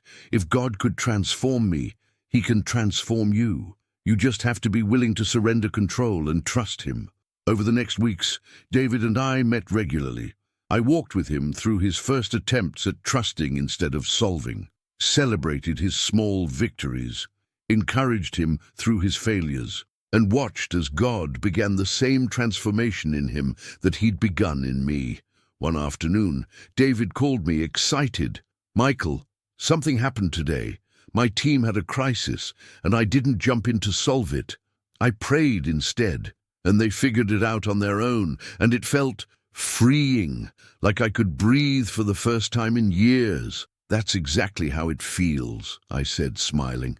"Welcome to freedom, David. You're learning what I'm learning, that we were never meant to carry all this weight. God's been trying to take it from us all along. We just kept grabbing it back." That night, I prayed with overwhelming gratitude.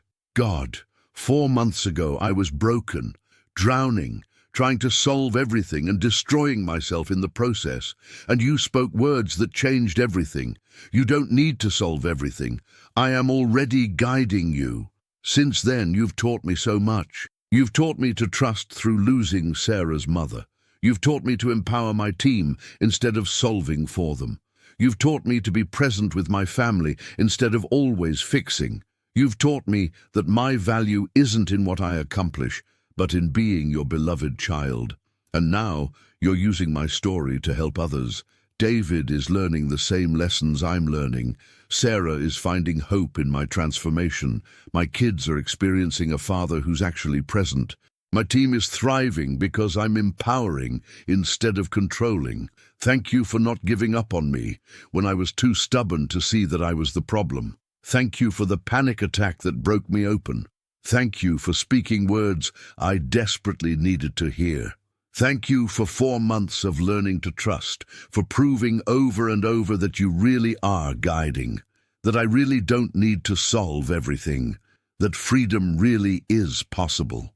I'm not the same person I was 4 months ago. I'm still learning, still growing, still having moments where I want to grab control back, but I'm different, fundamentally, deeply different. And it's all because you loved me enough to break my need to be in control, to strip away the false identity so the real one could emerge, to teach me that trust isn't weakness, it's the greatest strength I could ever have. Keep transforming me, keep teaching me, keep showing me what it means to live surrendered to your guidance. Because I've discovered something profound.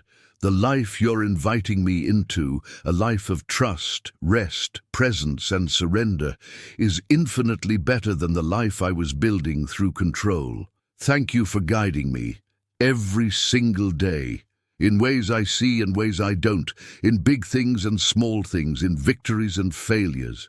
You really have been guiding all along. I just had to learn to trust it, and now I do. Finally, truly, I do. 4 months after my breakdown, I had become someone I barely recognized, not the closer, not the indispensable problem solver, not the man who had all the answers, but someone better, someone freer, someone learning to trust instead of control, someone discovering that the most powerful thing he could do wasn't solve every problem, it was trust the one who already had. And that trust was transforming everything. My work, my marriage, my parenting, my peace, my very identity. The journey continued, but I was no longer walking it in my own strength. I was walking it in trust, one step at a time, one surrender at a time, one moment of choosing God's guidance over my control at a time, and that made all the difference. 6 months after my breakdown, I faced something I never expected, the opportunity to become a partner at my firm. It was the promotion I'd been working toward for my entire career. More money, more influence, more prestige. Everything the old Michael had wanted, but it came with a catch. Partners were expected to work 60 to 70 hours a week, to be available 24/7, to prioritize the firm above everything else, to be essentially married to the job. Tom called me into his office to deliver the news. Michael, the executive team has been incredibly impressed with your transformation over the past 6 months. The way you've developed the team, empowered others, built collaborative solutions, it's exactly the kind of leadership we need at the partner level. We'd like to offer you a partnership. 6 months ago, I would have said yes immediately without a second thought. But now, sitting in Tom's office, I felt a knot in my stomach. "Can I have some time to think about it?" I asked. Tom looked surprised. "Of course. But Michael, this is a huge opportunity. Most people don't hesitate when offered partnership." "I know, and I'm honored. I just need to pray about it and talk with Sarah." That evening I told Sarah about the offer. She was quiet for a long time. "What do you want to do?" she finally asked. 6 months ago, I would have said yes without thinking. This is everything I worked for. But now, I don't know. The hours they expect, the availability they require. It feels like going back to the old pattern. Trading presence for achievement, choosing career over family. I'm not sure I want that anymore. Sarah took my hand. "Michael, I can't make this decision for you, but I can tell you this. The past 6 months with you actually present, actually here with me and the kids, have been the happiest of our marriage. I have my husband back. The kids have their father. I don't want to lose that, but I also don't want you to resent me if you turn down this opportunity." "I wouldn't resent you. I'm just trying to figure out what God wants me to do, because this feels like a test. Am I going to go back to the old way of finding my value in achievement and position, or am I going to keep choosing the new way of finding my value in being present and trusting God?" Over the next week, I prayed more intensely than I'd prayed about anything. "God, I don't know what to do. Part of me wants this partnership, wants the validation, the achievement, the prestige. But another part of me knows that accepting it means sacrificing what I've gained these past 6 months, presence with my family, time for rest, space to actually trust you instead of constantly working. Show me what you want. I'll do whatever you say. I just need to know." I talked with Pastor James about it. "What do you think?" I asked. "Michael, I think you already know the answer. You just don't want to accept it because it means letting go of something you've wanted your whole career." He was right. Deep down I knew. The partnership would pull me back into the old pattern. The hours alone would make it impossible to maintain Sabbath rest, to be present with my family, to have margin for God. I'd be right back where I started, drowning in work, absent from my life, trying to prove my worth through achievement. So I should turn it down. I can't tell you what to do. But I can ask you this. What does freedom look like to you now? Is it more money and a bigger title? Or is it being able to leave work at 5 p.m. to have dinner with your family? Is it the prestige of partnership? Or is it the peace of knowing your worth isn't tied to your position? His questions cut to the heart of it. 6 months ago, freedom meant success, achievement, climbing the ladder. Now freedom meant something completely different. Presence, rest, trust, surrender. I spent a whole Saturday in prayer and reflection. I took a long walk alone, just me and God, working through my thoughts and fears. "God, I'm afraid that turning this down means I'm not ambitious enough. that I'm settling, that I'm choosing comfort over achievement, but I'm also afraid that accepting it means I'm choosing achievement over what really matters. I'm afraid either way. What do you want for me? Not what the world says I should want, not what my pride wants, but what you want. And in the quiet of that walk, I felt God speak to my heart with clarity I hadn't experienced in months. I want you free, not successful by the world's standards, but free. Free to love your family well, free to rest in me, free to trust instead of striving, free to find your identity in being my child, not in your title or position. The partnership would steal that freedom. You already know what to choose. Tears streamed down my face because he was right. I did know. I'd known all along. I just hadn't wanted to admit it because it meant letting go of a dream I'd held for 20 years. But that dream had been built on the old Michael's values: achievement, prestige, proving worth through position. And I wasn't that Michael anymore. Monday morning, I went to Tom's office. I've made my decision about the partnership, and I'm going to turn it down. Tom looked shocked. Michael, are you sure? This is a huge opportunity. I'm sure. The hours and expectations of partnership would require me to sacrifice what I've gained these past 6 months. Presence with my family, Sabbath rest, margin to actually trust God instead of constantly working. I'm not willing to trade those things for a title and more money. I have to be honest, I'm disappointed. We really wanted you as a partner. I understand, and I appreciate the confidence you've shown in me. But I've learned something these past 6 months. My worth isn't in my position or title. It's in being who God created me to be. And I can't be that person if I'm working 70 hours a week. Tom was quiet for a moment. Can I tell you something? I respect this decision more than if you'd accepted, because it takes real courage to turn down success by the world's standards in order to pursue what actually matters. Most people never figure that out. Thank you, that means a lot. So what are you going to do? Stay in your current role? If that's okay with you, I love what I'm doing now, leading the team, developing others, working on meaningful projects, and I can do it in 40 to 45 hours a week, which gives me the margin I need for what really matters. Then stay. We're fortunate to have you, partner or not. That evening, I told Sarah about my decision. She cried, not from disappointment, but from relief. I was so afraid you'd say yes, she admitted. I kept telling myself I'd support whatever you decided, but I was terrified of losing you again to work. Thank you for choosing us.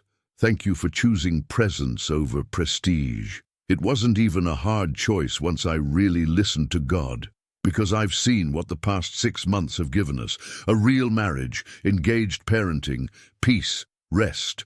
No amount of money or title is worth losing that.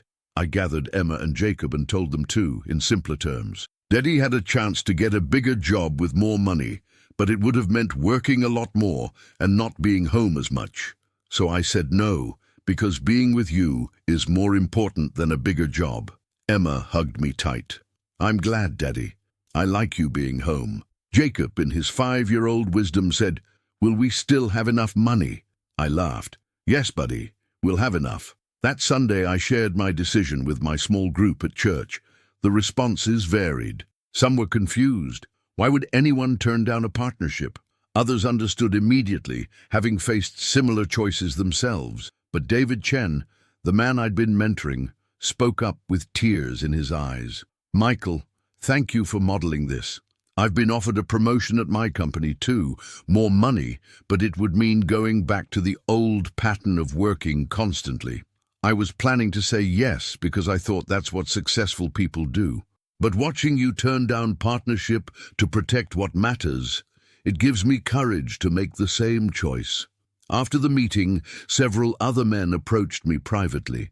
They were all facing similar tensions between career advancement and family presence, between achievement and rest, between proving worth through position and finding worth in God. How do you do it? One man asked. How do you walk away from success? I'm not walking away from success. I'm redefining what success means. Success isn't a title or a salary. It's being the husband, father, and follower of Christ God called me to be. And I can't do that if I'm never home. Over the next weeks, something unexpected happened.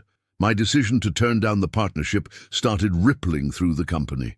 Other people started questioning whether the partnership track was worth the cost, started having conversations about work-life balance, started pushing back on the expectation that leadership required sacrificing everything else. Tom called me in again, this time with a different tone. "Michael, something's happening. Ever since you turned down the partnership, I've had 3 other senior leaders come to me, questioning the hours and expectations we require of partners. They're asking if there's a way to have leadership influence without sacrificing their families. You've started a conversation we needed to have. I didn't mean to cause problems. You're not causing problems. You're highlighting a problem that's always been there. We've built a culture that rewards workaholism and penalizes presence, and it's costing us good people. So here's what I'm proposing. Let's reimagine what partnership could look like. More sustainable hours, more emphasis on developing others instead of doing everything yourself. What if you could have partner-level influence without partner-level hours? I'd be interested in that conversation. Not for myself necessarily, but for others who shouldn't have to choose between career advancement and family presence. Over the next months, Tom and I worked together to develop a new model, collaborative leadership that valued presence over hours, development over control, sustainability over burnout. It wasn't easy, and not everyone liked the changes. But slowly, the culture started to shift, and I realized this was another form of surrender, not just surrendering my need to control individual situations, but surrendering the career path I'd always envisioned and trusting God to create something better. One evening, I was reading to Emma and Jacob before bed when Emma asked, "Daddy, are you happy you didn't take the bigger job?" "Very happy, sweetheart." "Why do you ask?" "Because Mommy said you used to work all the time and never play with us, but now you're here. I like this better." After they were asleep, I found Sarah in our bedroom. "Do you ever regret marrying someone who turned down a partnership to be home more?" She looked at me like I'd spoken another language. "Regret? Michael, turning down that partnership was one of the best decisions you've ever made.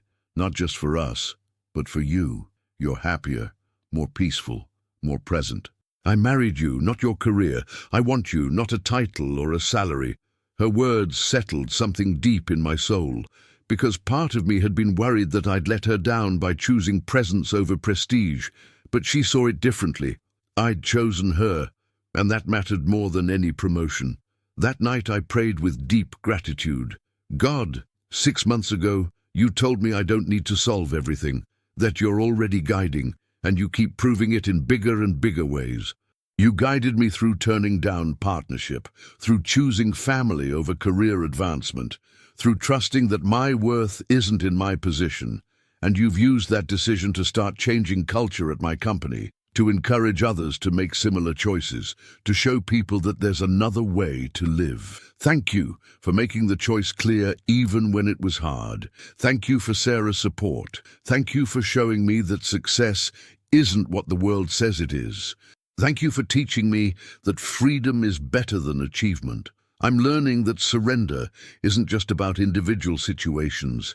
It's about surrendering my entire vision for my life and trusting that your vision is better. It's about letting go of the dreams I built on the old value system and embracing the life you're inviting me into. And your life, the one built on trust, presence, rest, and surrender, is so much better than anything I could have designed through control and achievement. Keep teaching me. Keep showing me what it means to find my identity in being your child instead of in my accomplishments. Keep giving me courage to make choices that don't make sense by the world's standards, but make perfect sense in your kingdom. Because I'm discovering something profound. The less I achieve by the world's metrics, the more I'm actually living. The more I surrender control, the freer I become. The more I choose presence over achievement, the richer my life gets. Thank you for 6 months of transformation, for every hard choice that led to freedom, for every moment of surrender that led to peace, for every time I chose trust over control and watched you prove faithful. The journey continues. But I'm not the same person who started it 6 months ago.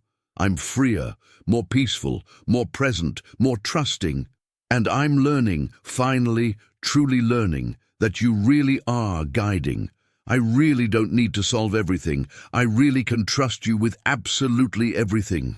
Even my career, even my dreams, even my vision for success. Because your guidance is better than my control. Your plans are better than my achievements. Your way is better than my way.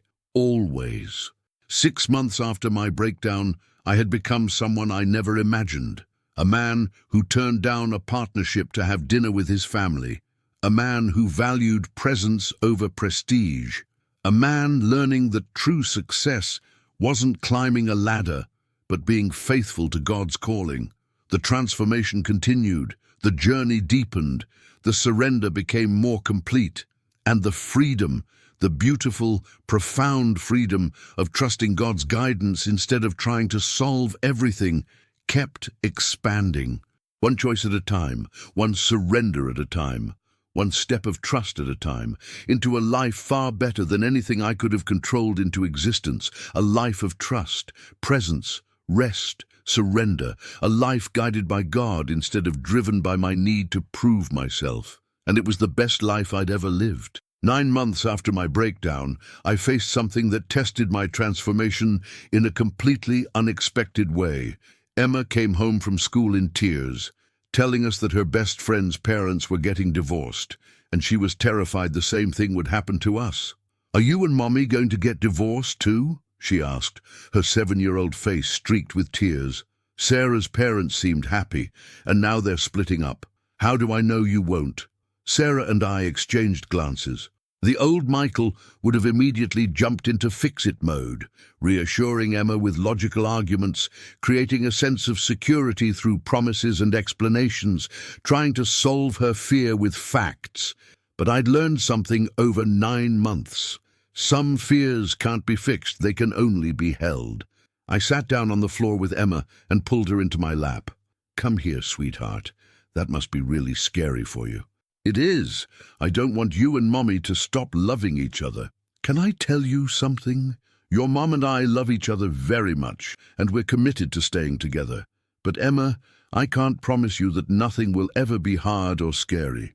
What I can promise is that we'll face hard things together as a family, with God's help." Sarah sat down with us. "Emma, do you remember how Daddy used to work all the time and wasn't home very much?" Emma nodded. "Well, 9 months ago, Daddy learned something really important, that our family is more important than his work, that being present with us matters more than solving every problem. And since then, have you noticed a difference? Daddy's home more. He plays with us. He's happier." "That's right. And that happened because Daddy learned to trust God instead of trying to control everything. Our marriage is stronger now than it's ever been. Not because everything is perfect, but because we're learning to trust God and be present with each other." I added, "Emma, I can't promise that nothing will ever change or that life won't be hard sometimes, but I can promise that I'm committed to your mom, to you, and to Jacob, and I can promise that God is taking care of our family. Even when things are scary, He's there. Can you trust that?" Emma thought about this seriously. "I think so. But I'm still scared sometimes. That's okay. Being scared doesn't mean something bad is going to happen. It just means you care about our family. And when you're scared, you can talk to us, and we can pray together. Deal?" "Deal." After Emma went to bed, Sarah and I talked about the conversation. "That could have gone very differently 9 months ago," she observed. "How so?" "You would have tried to fix her fear instead of validating it. You would have made promises you couldn't keep just to make her feel better. But tonight, you just held her and told her the truth, that we can't control everything, but we can trust God through it. That's real security, Michael. Not false promises, but honest trust." Her words highlighted how much had changed. 9 months ago, I would have seen Emma's fear as a problem to solve. Now I saw it as an emotion to honor, and an opportunity to model trust. This shift affected everything, not just parenting, but every relationship and situation. At work, one of my team members, Jennifer, came to me distraught. Her father had been diagnosed with Alzheimer's, and she was struggling with how to handle work responsibilities while supporting her family. The old Michael would have immediately started solving, reorganizing her workload, finding coverage, creating systems to manage both priorities. And while those things might have been helpful, they would have missed what Jennifer actually needed. Instead, I asked, "What do you need right now? Not what I think you need. What do you actually need?" She started crying. "I don't know. I feel like I should have answers, but I don't. I'm overwhelmed and I don't know how to handle all of this." "Jennifer, you don't have to have answers right now. This is hard, really hard, and it's okay to not know what to do. But I need to figure out my work schedule and coverage for my projects, and we'll figure that out together. But right now, in this moment, you don't have to solve anything. Just tell me what you're feeling." For the next 30 minutes, Jennifer talked about her fear of losing her father, about the guilt of not being able to fix his condition, about the overwhelm of juggling everything. And I just listened. I didn't solve. I didn't offer advice unless she asked. I just listened and validated her experience. When we finally did talk about practical arrangements, the solutions came naturally from our conversation, rather than from me imposing them. And Jennifer later told me that the conversation had been more helpful than any solution I could have provided. "You gave me space to process instead of pressure to have answers," she said. "That's what I needed most." This pattern kept repeating. Situations where the most helpful thing I could do was create space instead of fill it with solutions. Where presence mattered more than answers. Where trust was more valuable than control. Around this time, David Chen, the man I'd been mentoring, faced a crisis of his own. His company was downsizing, and his position was being eliminated. He called me, panicked. "Michael, I don't know what to do. I've been at this company for 15 years. This is my career, my identity. I'm 45 years old. Who's going to hire me? How am I going to support my family?" I heard myself in his words, the fear of losing identity tied to career, the panic about providing, the need to have answers and control. "David, I need to tell you something. This is terrifying, and I'm not going to minimize that. But I also need to remind you of what you've been learning these past few months, that your identity isn't in your job, it's in being God's child, and that God is trustworthy even when circumstances feel out of control. But how do I trust when I'm about to lose my income, when I don't know what comes next? The same way I've been learning to trust, one moment at a time. You don't have to figure out the whole future right now. You just have to trust God with today, with this moment, and then the next moment, and the next. What if I can't find another job?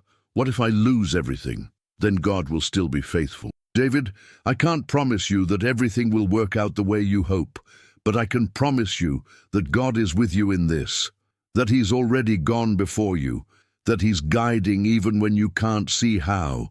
That's what faith is. Trusting Him when you can't control the outcome. We prayed together over the phone, and I could hear David's fear beginning to give way to something else. Not certainty about the future, but trust in God's presence. Over the next weeks, I walked with David through the job search process, not by solving it for him or taking control, but by encouraging him, praying with him, and reminding him that his worth wasn't in his employment status. And something remarkable happened. David's forced career transition became an opportunity for him to completely reimagine his work life. Instead of desperately grabbing the first job offer, he took time to pray and discern what God was calling him to. And he ended up taking a position that paid less but offered better work-life balance and aligned more closely with his values. "This never would have happened if I hadn't lost my job," he told me. "I would have stayed in the same position for another 20 years, miserable and overworked. But God used this crisis to redirect me to something better. I just had to trust Him through the fear." His story reminded me of my own journey. How God had used a panic attack, something that felt like complete breakdown, to redirect me to a better way of living. How the crisis had been the catalyst for transformation. That Sunday, Pastor James preached on Romans 8:28, and we know that in all things God works for the good of those who love him, who have been called according to his purpose. Notice what this verse doesn't say, Pastor James explained. It doesn't say all things are good. Some things are terrible, painful, heartbreaking. But it says God works in all things for good. That means even the hard things, even the crises, even the situations we can't control. God is working in them, not causing them necessarily, but working in them to bring about good for those who trust him. The message landed powerfully because I'd seen it in my own life. The panic attack that broke me open. Sarah's mother's death that taught me about presence. Emma's fear that showed me how to hold emotions instead of fix them. David's job loss that redirected him to something better. God really was working in all things, not making everything easy, but working everything, even the hard things, toward good for those who trusted him. After the service, a young couple approached me. They'd been attending the church for a few weeks and had heard my story from others in the congregation. "We're struggling," the husband admitted. "I'm a lot like you were, always trying to solve everything, control every outcome, fix every problem. And it's destroying our marriage. My wife feels like I'm trying to manage her instead of love her. Can you help us?" I met with them the following week. For an hour, I shared my journey. The breakdown, God's words to me, the 9 months of learning to surrender control and trust God's guidance. And I watched recognition dawn in the husband's eyes. "That's exactly what I do," he said. "I try to solve everything for my wife. I think I'm helping, but I'm actually making her feel incompetent and unloved." His wife nodded, tears in her eyes. "I don't need you to fix everything. I just need you to be with me, to listen, to trust that I can handle things." It was Sarah and me all over again, and I got to share what I'd learned. That presence is more valuable than solutions, that trust is more loving than control, that surrender leads to freedom. Over the next months, I met with this couple regularly. I watched the husband go through his own journey of learning to let go and trust, the same journey I was still on, and I saw their marriage begin to heal as he learned to be present instead of solving. "Thank you," the wife told me after a few months. "I have my husband back. He's learning to just be with me, and it's changing everything." These moments, walking with others through what I was learning, became some of the most meaningful parts of my journey, because my transformation wasn't just about me. It was about how God could use my story to help others find the same freedom. One evening, sitting on the back porch with Sarah during our weekly Sabbath ritual, I reflected on 9 months of change. "Do you ever think about the old Michael?" I asked. "The one who tried to solve everything?" "Sometimes. But mostly I'm grateful for this Michael. The one who's present, who listens, who trusts." "Do you miss the old way?" "Not even a little. I miss the false sense of control sometimes. The feeling that if I just worked hard enough, I could make everything turn out right. But I don't miss the anxiety, the exhaustion, the constant pressure. This way, trusting God, being present, surrendering control, it's so much better." "What's the biggest difference you notice?" I thought about it. "Peace. I have peace now, in a way I never did before. Not because everything is easy or solved, but because I'm not carrying weight I was never meant to carry. I trust that God's got this, all of it, the things I can see and the things I can't. And that trust brings peace that all my problem-solving never could." Sarah smiled. "I see it in you. You're lighter, freer, more joyful. It's beautiful to watch." That night, I prayed with deep gratitude for 9 months of transformation. "God, when you told me 9 months ago that I don't need to solve everything, that you're already guiding, I didn't fully understand what you meant, but I'm starting to see it now. You're guiding Emma through her fears by teaching her to trust you through her parents. You're guiding Jennifer through her father's Alzheimer's by giving her space to process instead of pressure to have answers. You're guiding David through job loss to something better. You're guiding that young couple toward a healthier marriage. And you're guiding me every day in ways I see and ways I don't. Through circumstances I would choose and circumstances I wouldn't. Through successes and failures, joys and griefs, certainties and unknowns. Thank you for teaching me that my job isn't to have all the answers. It's to trust that you do. That my role isn't to solve every problem. It's to be present and point people to you. That my value isn't in being indispensable. It's in being your faithful child. Thank you for 9 months of learning to let go. For every situation where I chose trust over control and watched you prove faithful. For every person you've allowed me to walk with through what I'm learning. Thank you for using even my breakdown, the thing that felt like complete failure, to redirect me to this better way. For proving that you really do work all things for good for those who trust you. Keep teaching me. Keep transforming me. Keep showing me what it means to live surrendered to your guidance instead of enslaved to my need to control. Because I'm discovering that the life you're building in me through surrender, trust, and presence is infinitely richer than anything I could have built through control. The journey continues, but I'm not walking it in my own strength anymore. I'm walking it in trust. One step at a time, one surrender at a time, one moment of choosing your guidance over my control at a time. And that trust, that simple, profound, transformative trust, is changing everything. My marriage, my parenting, my work, my relationships, my peace, my joy, my freedom, my very identity. Thank you for not letting me stay the man I was, for loving me enough to break my need for control, for inviting me into a life that's so much better than the one I was destroying through constant problem solving. You really are guiding, in all things, always, and I'm learning, finally, truly learning, to trust that, to rest in that, to live from that, and it's the most freeing truth I've ever known. 9 months after my breakdown, I had become someone I barely recognized from my old self. Not the closer who solved everything, but the man who trusted God through anything. Not the indispensable problem solver, but the present father, husband, friend, and leader. Not the one with all the answers, but the one learning to be comfortable with questions. The transformation continued. The surrender deepened, the trust expanded, and the life God was building, through letting go instead of grasping, through trust instead of control, through presence instead of solutions, kept getting better, one moment at a time, one choice at a time, one step of trust at a time, into freedom I'd never imagined possible, into peace I'd spent 38 years searching for in all the wrong places, into the life God had always wanted for me, if I'd just been willing to stop solving everything and trust that He was already guiding. And He was.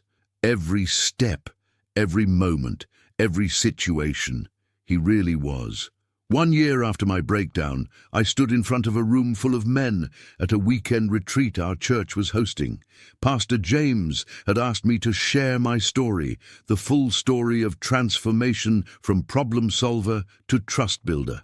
I was nervous, not because I didn't know what to say, but because I knew how vulnerable I'd need to be. To really tell this story meant admitting how broken I'd been, how much I'd failed, how close I'd come to losing everything that mattered. But I'd learned something over the past year. Vulnerability isn't weakness. It's where transformation becomes visible. My name is Michael, I began, and 1 year ago, I had a panic attack at work because I was trying to carry weight I was never meant to carry. I was trying to solve everything for everyone, and it was destroying me. For the next hour, I shared everything, the compulsion to fix every problem, the identity built on being indispensable, the marriage that was suffering because I tried to manage instead of love, the kids who were missing out on a present father because I was always problem-solving, the exhaustion, the anxiety, the breakdown, and then God's words, "You don't need to solve everything. I am already guiding you." I shared about the journey of the past year, learning to trust instead of control, to be present instead of solving, to empower others instead of doing everything myself. The hard choices, saying no to projects, turning down partnership, choosing family over career advancement. But here's what I want you to understand, I said. This transformation didn't happen because I'm strong or disciplined or figured it all out. It happened because I broke. Because I reached the end of myself and finally admitted I couldn't carry it all. And in that breaking, God met me. He showed me a different way to live, a way built on trust instead of control. I saw men around the room wiping their eyes, some nodding in recognition, others looking like they'd just had their own stories spoken out loud. After I finished, Pastor James opened it up for discussion. The responses flooded in. "I'm exactly where you were a year ago," one man said. "Trying to solve everything. Exhausted, distant from my wife. I don't know how to change." Another shared, "I turned down a promotion last month because it would have required sacrificing my family time. Everyone thought I was crazy, but hearing your story, I made the right choice." A younger man, probably in his 20s, spoke up. "I'm just starting my career, and everything in our culture tells me to climb the ladder, prove myself, work harder than everyone else. But listening to you, I don't want to spend 20 years building the wrong life. How do I avoid becoming who you were?" For the next 2 hours we talked, really talked, about the pressure to perform, the fear of not being enough, the difficulty of trusting God when you've built your whole life on self-sufficiency, about what it looks like to be a present husband, an engaged father, a leader who empowers instead of controls. And I realized God wasn't just using my transformation to help me. He was using it to help others avoid the breakdown I'd experienced, to show them there was another way before they hit rock bottom. That evening, during free time, several men approached me individually, each carrying their own version of my story, each looking for hope that change was possible. One man, Mark, shared that he was on the verge of divorce. "My wife says I'm never really there, that I'm always in problem-solving mode instead of just being with her. I don't know how to be different." "Can I ask you something?" I said. "When your wife shares something she's struggling with, what's your first instinct? To fix it, to give her solutions, to make it better. And how does she respond to that? She gets frustrated, says I'm not listening, but I am listening, I'm just trying to help." "Mark, I used to think the same thing, but I learned that when Sarah shares something, she's not asking me to solve it. She's asking me to be with her in it, to validate her experience, to listen without immediately jumping to solutions. That shift from solving to presence, it changed everything in our marriage." "But what if she needs actual help? What if there are real problems that need real solutions?" "Then she'll ask for help. Or you can ask, would it be helpful if we talk through some options?" "But Mark, most of the time, people don't need us to solve their problems. They need us to witness their experience, to be present, to validate their feelings. That's what love looks like, not fixing, but being with." I saw recognition dawn in his eyes. "I've been trying to love my wife by solving her problems, but maybe I've been showing her I don't trust her to handle her own life." "Exactly. And that's not love, that's control disguised as help." Another man, James, shared that he was running himself into the ground at work. "I'm the go-to person for every crisis, and I tell myself it's because I'm responsible and capable. But honestly, I'm exhausted. I can't keep this pace." "I know that exhaustion intimately," I said. "And here's what I learned. Being the go-to person for every crisis isn't about responsibility.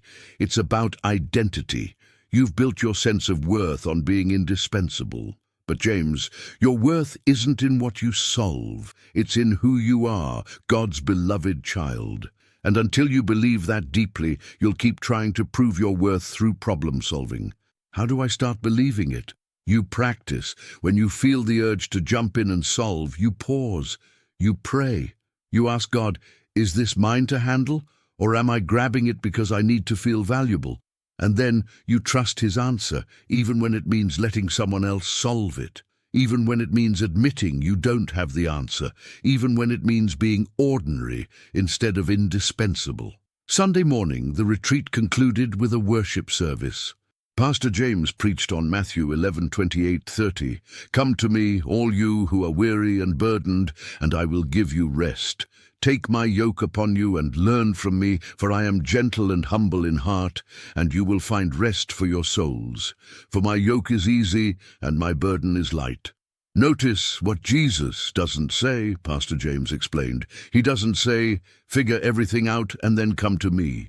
He doesn't say, solve all your problems and then I'll give you rest. He says, come to me weary and burdened as you are.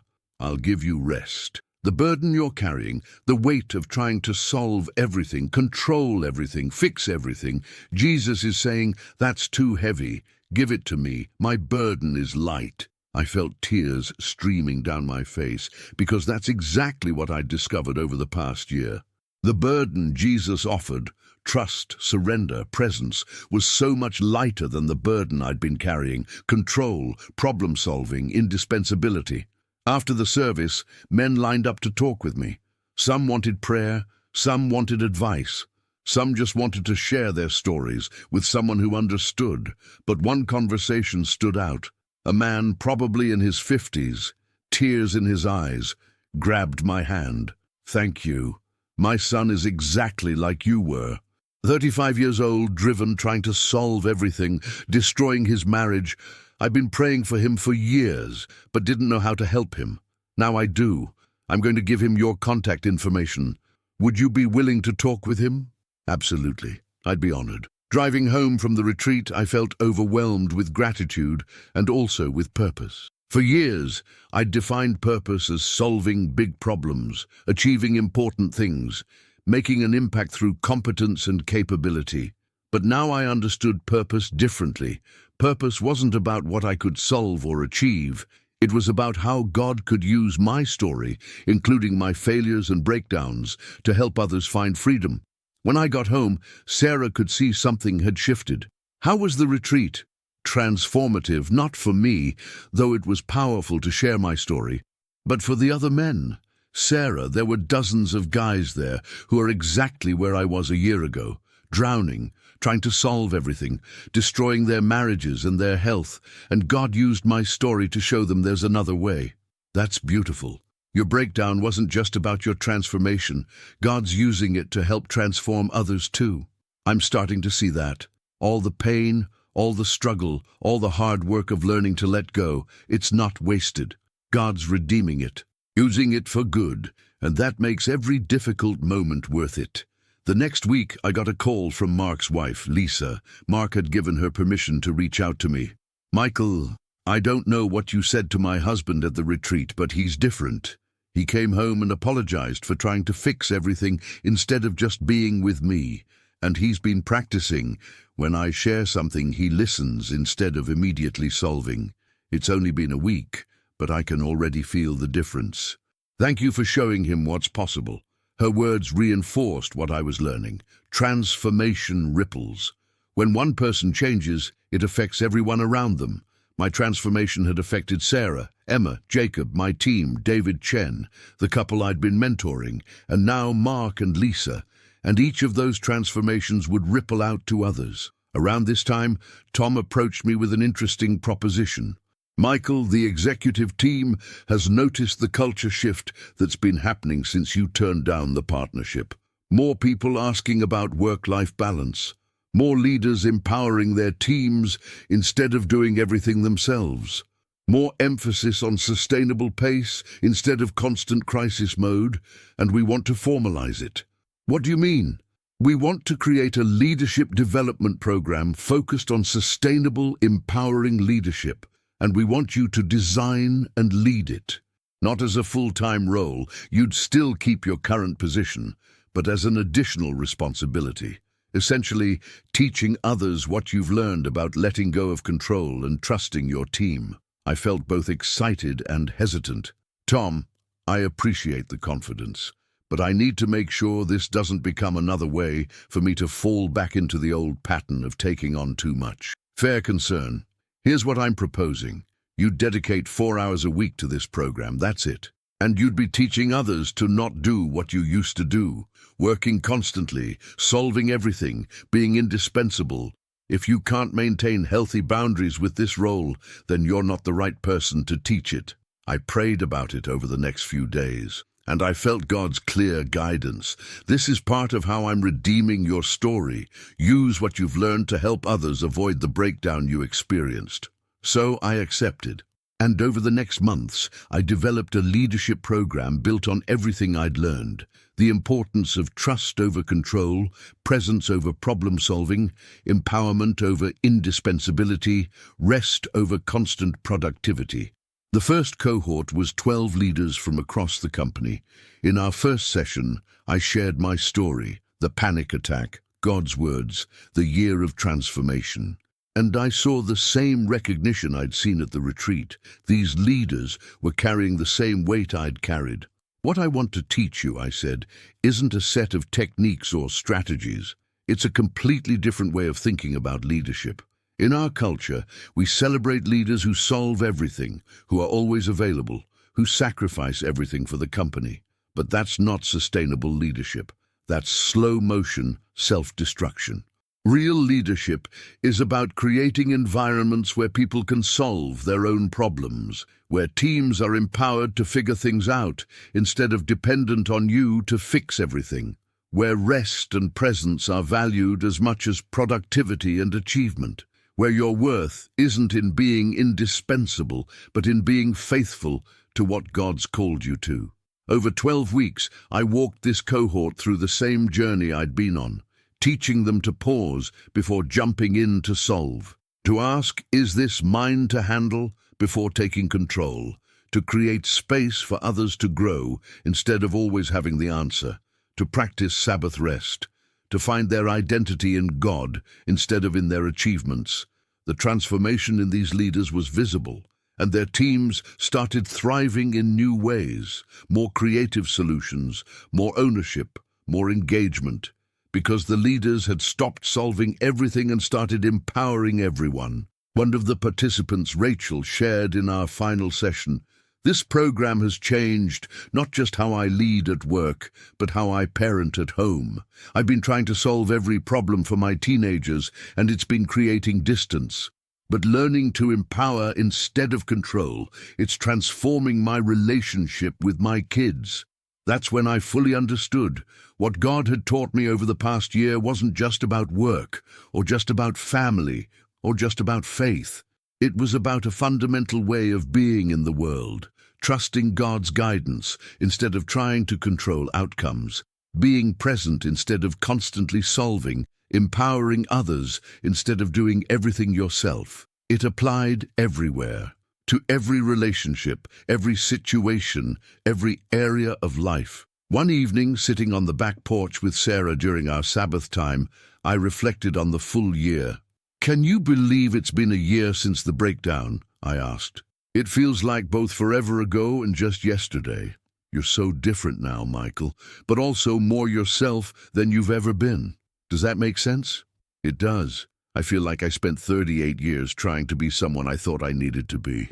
The problem solver, the fixer, the one with all the answers. And this year, I've been learning to be who God actually created me to be. Someone who trusts, who's present, who empowers others, who rests in his love instead of proving my worth through achievement. What's been the hardest part?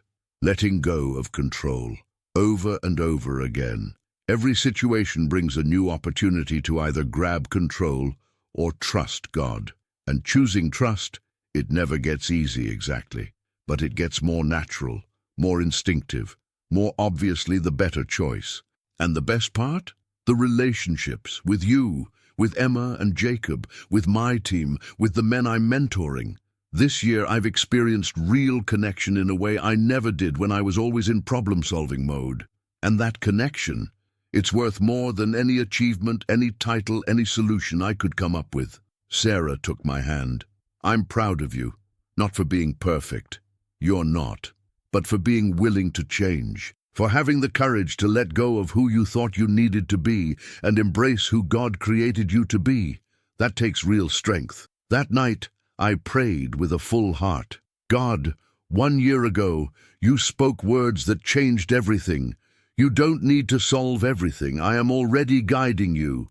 And this year has been a journey of learning to live that truth. Thank you for every hard moment that taught me to trust, for every situation where I had to choose surrender over control, for every person you've brought into my life to walk with through what I'm learning. Thank you for using my breakdown to break me open, for using my failure to redirect me to a better way, for using my story to help others avoid the same destruction I was heading toward. Thank you for the leadership program that's helping others learn what I learned, for Mark and Lisa's marriage healing, for Rachel transforming her parenting, for David finding a better job, for the couple learning to love instead of control, for all the ripples of transformation spreading from the change you've worked in me. 1 year in, and I'm still learning, still growing, still having moments where I want to grab control back. But I'm different, fundamentally, deeply, permanently different. And the life you've built in me, through surrender, trust, presence and rest, is better than anything I could have built through control. Thank you for guiding me. Every step, every moment, every situation, even when I couldn't see it, even when I resisted it, even when I tried to take control back. You were guiding, always guiding. And now I trust that. Finally, fully, completely trust that. You really do go before me, into every situation, every challenge, every unknown. And that trust, that simple, profound, transformative trust, has set me free. Free from the need to have all the answers. Free from the pressure to solve everything. Free from the anxiety of trying to control outcomes. Free to be present, free to rest, free to love well, free to be who you created me to be. Thank you for 1 year of transformation, and thank you for whatever comes next, because I'm learning, finally, truly learning, that I don't need to solve it. You're already guiding, and that's enough. You're enough, always. 1 year after my breakdown, I had become someone unrecognizable from who I'd been. Not the problem solver, but the trust builder. Not the indispensable fixer, but the present father, husband, leader and friend. Not the man with all the answers, but the man learning to rest in the one who did. The journey continued, the transformation deepened, the ripples expanded, and the freedom, the beautiful, profound, life-changing freedom of trusting God's guidance instead of trying to solve everything, kept growing. 1 year down, a lifetime to go, but I was ready. Because I'd learned the truth that changed everything. I don't need to solve everything. God is already guiding, and that's all I need to know. 18 months after my breakdown, I stood in the same coffee shop where my journey had begun, the place where I used to grade papers and plan lectures on how to solve every problem, control every outcome, be indispensable to everyone. But I wasn't there to work. I was there to meet Mark's son, the young man whose father had asked me to talk with him at the retreat 6 months ago. His name was Alex, and according to Mark, he was exactly where I'd been 18 months earlier, drowning in the weight of trying to solve everything. Alex walked in looking exactly how I'd felt back then, exhausted, stressed, carrying the world on his shoulders. He was 35, a software engineer, and from what Mark had shared, brilliant at his job, but destroying his health and marriage in the process. "Alex, thanks for meeting me," I said as he sat down. "My dad wouldn't stop talking about you," he admitted. "Said you completely changed his perspective on work and life. I'm skeptical, but I'm also desperate. So here I am." I smiled. "I appreciate the honesty. Tell me what's going on." For the next 30 minutes, Alex told me his story.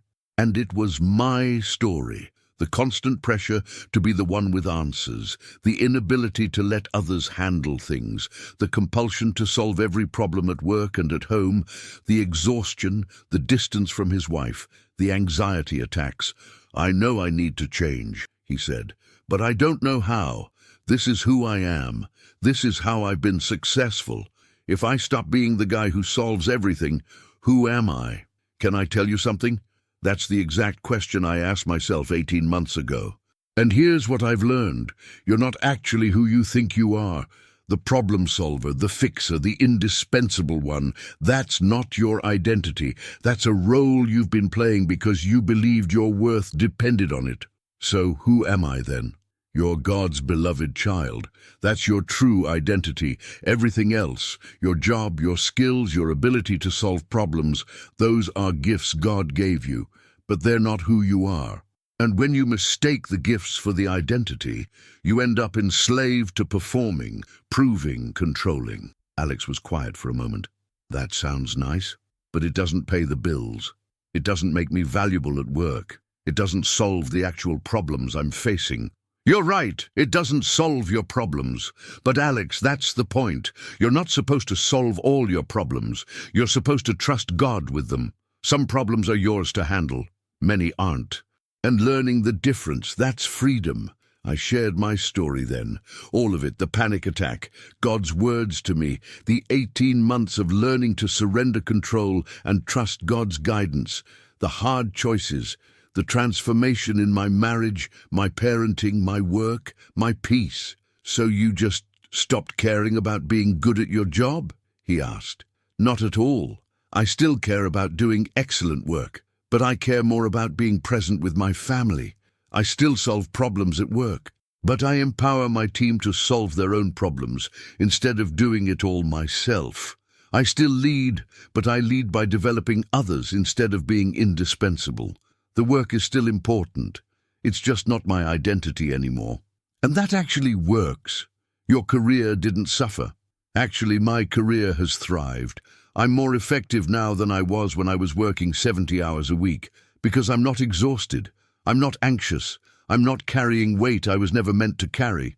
I work smarter because I work from rest instead of from desperation to prove myself. We talked for another hour. I gave Alex some practical steps, the same ones I'd learned. Pause before jumping in to solve. Pray and ask, is this mine to handle? Practice Sabbath rest. Find your identity in God instead of in achievement. Learn to be present instead of always fixing. This is going to be hard, Alex said finally. The hardest thing you've ever done. Because it means dying to the person you've been trying to be and becoming who God created you to be. But Alex, it's worth it. I promise you, it's worth it.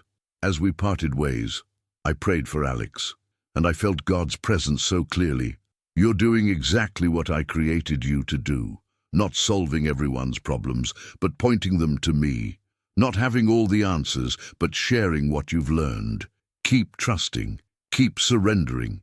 Keep walking this path. That evening was our weekly Sabbath dinner, a tradition Sarah and I had started 6 months ago, where we invited people into our home to experience Sabbath rest with us. Tonight's guests were Jennifer from work, and her husband, the young couple I'd been mentoring, and David Chen and his wife. As we gathered around the table, Sarah led us in a simple prayer.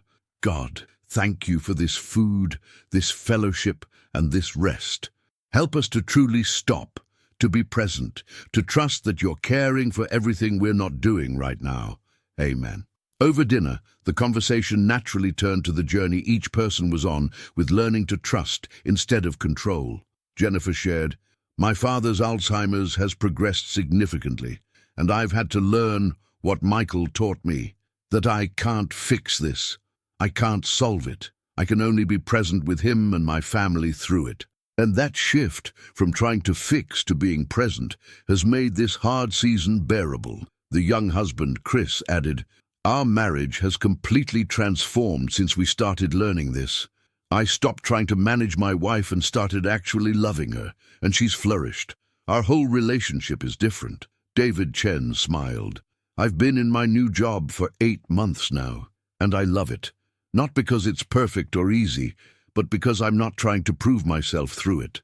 I work hard, but I don't work from fear. I contribute, but I'm not trying to be indispensable. And I go home at 5 p.m. to be with my family. It's amazing.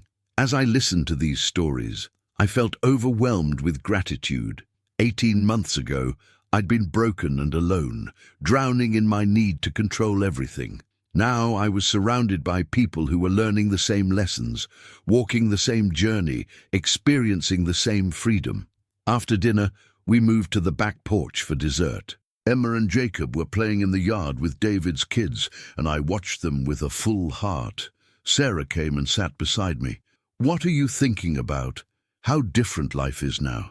18 months ago, I would have been working right now, missing this, missing the kids playing, missing the fellowship, missing everything that actually matters because I was too busy solving things that didn't.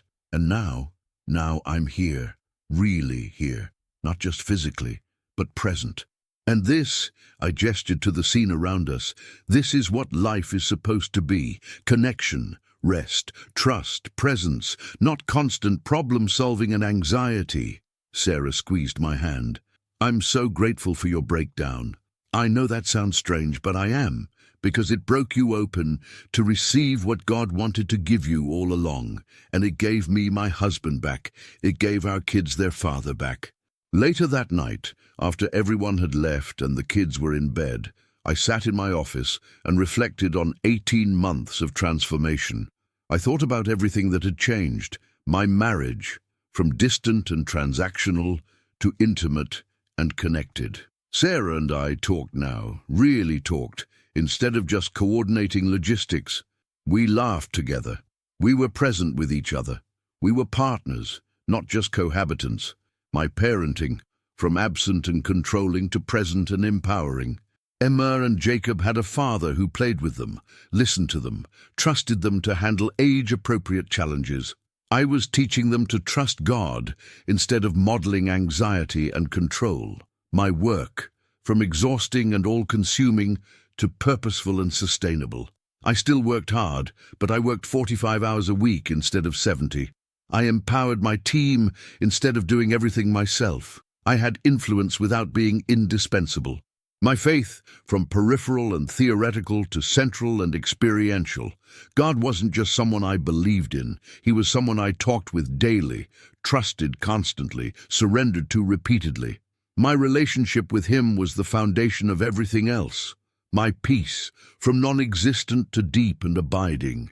Not because circumstances were perfect, but because I wasn't carrying weight I was never meant to carry. I trusted God with outcomes instead of trying to control them. My identity, from achievement-based to God-given. I was no longer the closer who solved everything. I was Michael, God's beloved child, learning to trust and surrender. I opened my journal and started writing, something I'd begun doing 6 months ago as a way of processing and remembering the journey. 18 months ago, God spoke to me in a bathroom at work while I was having a panic attack. He said, "You don't need to solve everything. I am already guiding you." And those words started a journey that has transformed every area of my life. I've learned that control is an illusion, that trying to solve everything is actually preventing better solutions from emerging, that my worth isn't in what I accomplish, but in who God says I am. That presence is more valuable than productivity. That rest isn't laziness, it's trust. That surrender isn't weakness, it's wisdom. I've learned that God really is guiding in all things, always, even when I can't see it, even when circumstances are hard, even when I'm tempted to grab control back. He's guiding. And I've learned that trusting Him, really trusting Him, not just saying I do, brings a freedom I never imagined possible. Freedom from anxiety, from the pressure to have all the answers, from the exhaustion of trying to carry everything myself. This journey isn't over. I still have moments where I want to solve everything, where I'm tempted to fall back into old patterns, where control feels safer than trust. But those moments are less frequent, and when they come, I recognize them faster and choose differently. God has used my breakdown to build something beautiful, not just in me, but through me.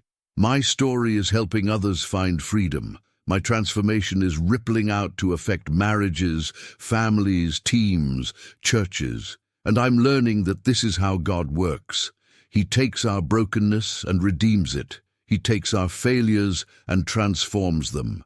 He takes our weakness and makes it strength, not despite our struggles, but through them. I don't know what the next 18 months will bring. More challenges, certainly. More opportunities to trust instead of control. More chances to surrender. More growth. But I'm not afraid, because I've learned the truth that changes everything. God goes before me. He's already in my future, preparing the way, guiding the path. I don't need to have it all figured out. I just need to trust him. One step at a time, one surrender at a time, one moment at a time. Thank you, God, for 18 months of transformation, for every hard lesson, for every moment of surrender, for every time you've proven faithful, for every person you've brought into my life to walk this journey with. And thank you for what's ahead, whatever it is, however hard or beautiful or surprising it might be, because I trust you're already there, already guiding, already working all things for good. I don't need to solve everything. You are already guiding. And that's all I need to know. I closed the journal and sat in silence for a moment. Then I prayed, as I did every night now. God, thank you for this day, for every moment where I chose trust over control, for every person you allowed me to encourage, for my family, my work, my church community, for the freedom you've given through surrender. Tomorrow will bring new opportunities to trust. New situations where I'll be tempted to solve instead of surrender. New chances to choose your guidance over my control. Help me to keep choosing trust, to keep surrendering, to keep walking in the freedom you've given. Because I've discovered something profound. The life you build through surrender is infinitely better than anything I could build through control. Your ways are better than mine. Your plans are wiser than mine. Your guidance is more trustworthy than my problem-solving. So I surrender tomorrow to you, and the next day, and the day after that. Not because I have it all figured out, but because you do. Not because I'm strong enough, but because you are. Not because I can see the whole path, but because you've already gone before me. Thank you for 18 months of learning to live this truth, and thank you for a lifetime ahead of continuing to walk in it, one day at a time, one choice at a time, one surrender at a time, trusting that you really are guiding, always. 18 months after my breakdown, I had become someone I never imagined. Not the man who solved everything, but the man who trusted the one who did. Not the indispensable problem solver, but the present father, husband, leader, mentor, and friend. Not the one with all the answers, but the one resting in the one who had them. The journey that had started with a panic attack in a work bathroom had led me here, to freedom, peace, presence, and trust. God had spoken. You don't need to solve everything. I am already guiding you. And 18 months later, I finally believed it. Not just intellectually, not just theoretically, but deeply, practically, experientially. In every area of my life, I was learning to trust instead of control, to surrender instead of solve, to be present instead of fix, to rest instead of strive. And that trust was transforming everything. The old Michael, the closer, the fixer, the problem solver was gone, and in his place was someone new, someone freer, someone more at peace, someone more connected, someone more joyful, someone finally living the life God had always intended, a life of trust, surrender, presence, rest, a life guided by God instead of driven by the need to solve everything. And it was the best life I'd ever lived. The journey continued. The transformation deepened, the trust expanded, but I was ready for whatever came next, because I'd learned the truth that changed everything. I don't need to solve everything. God is already guiding me, and that's all I need to know, forever.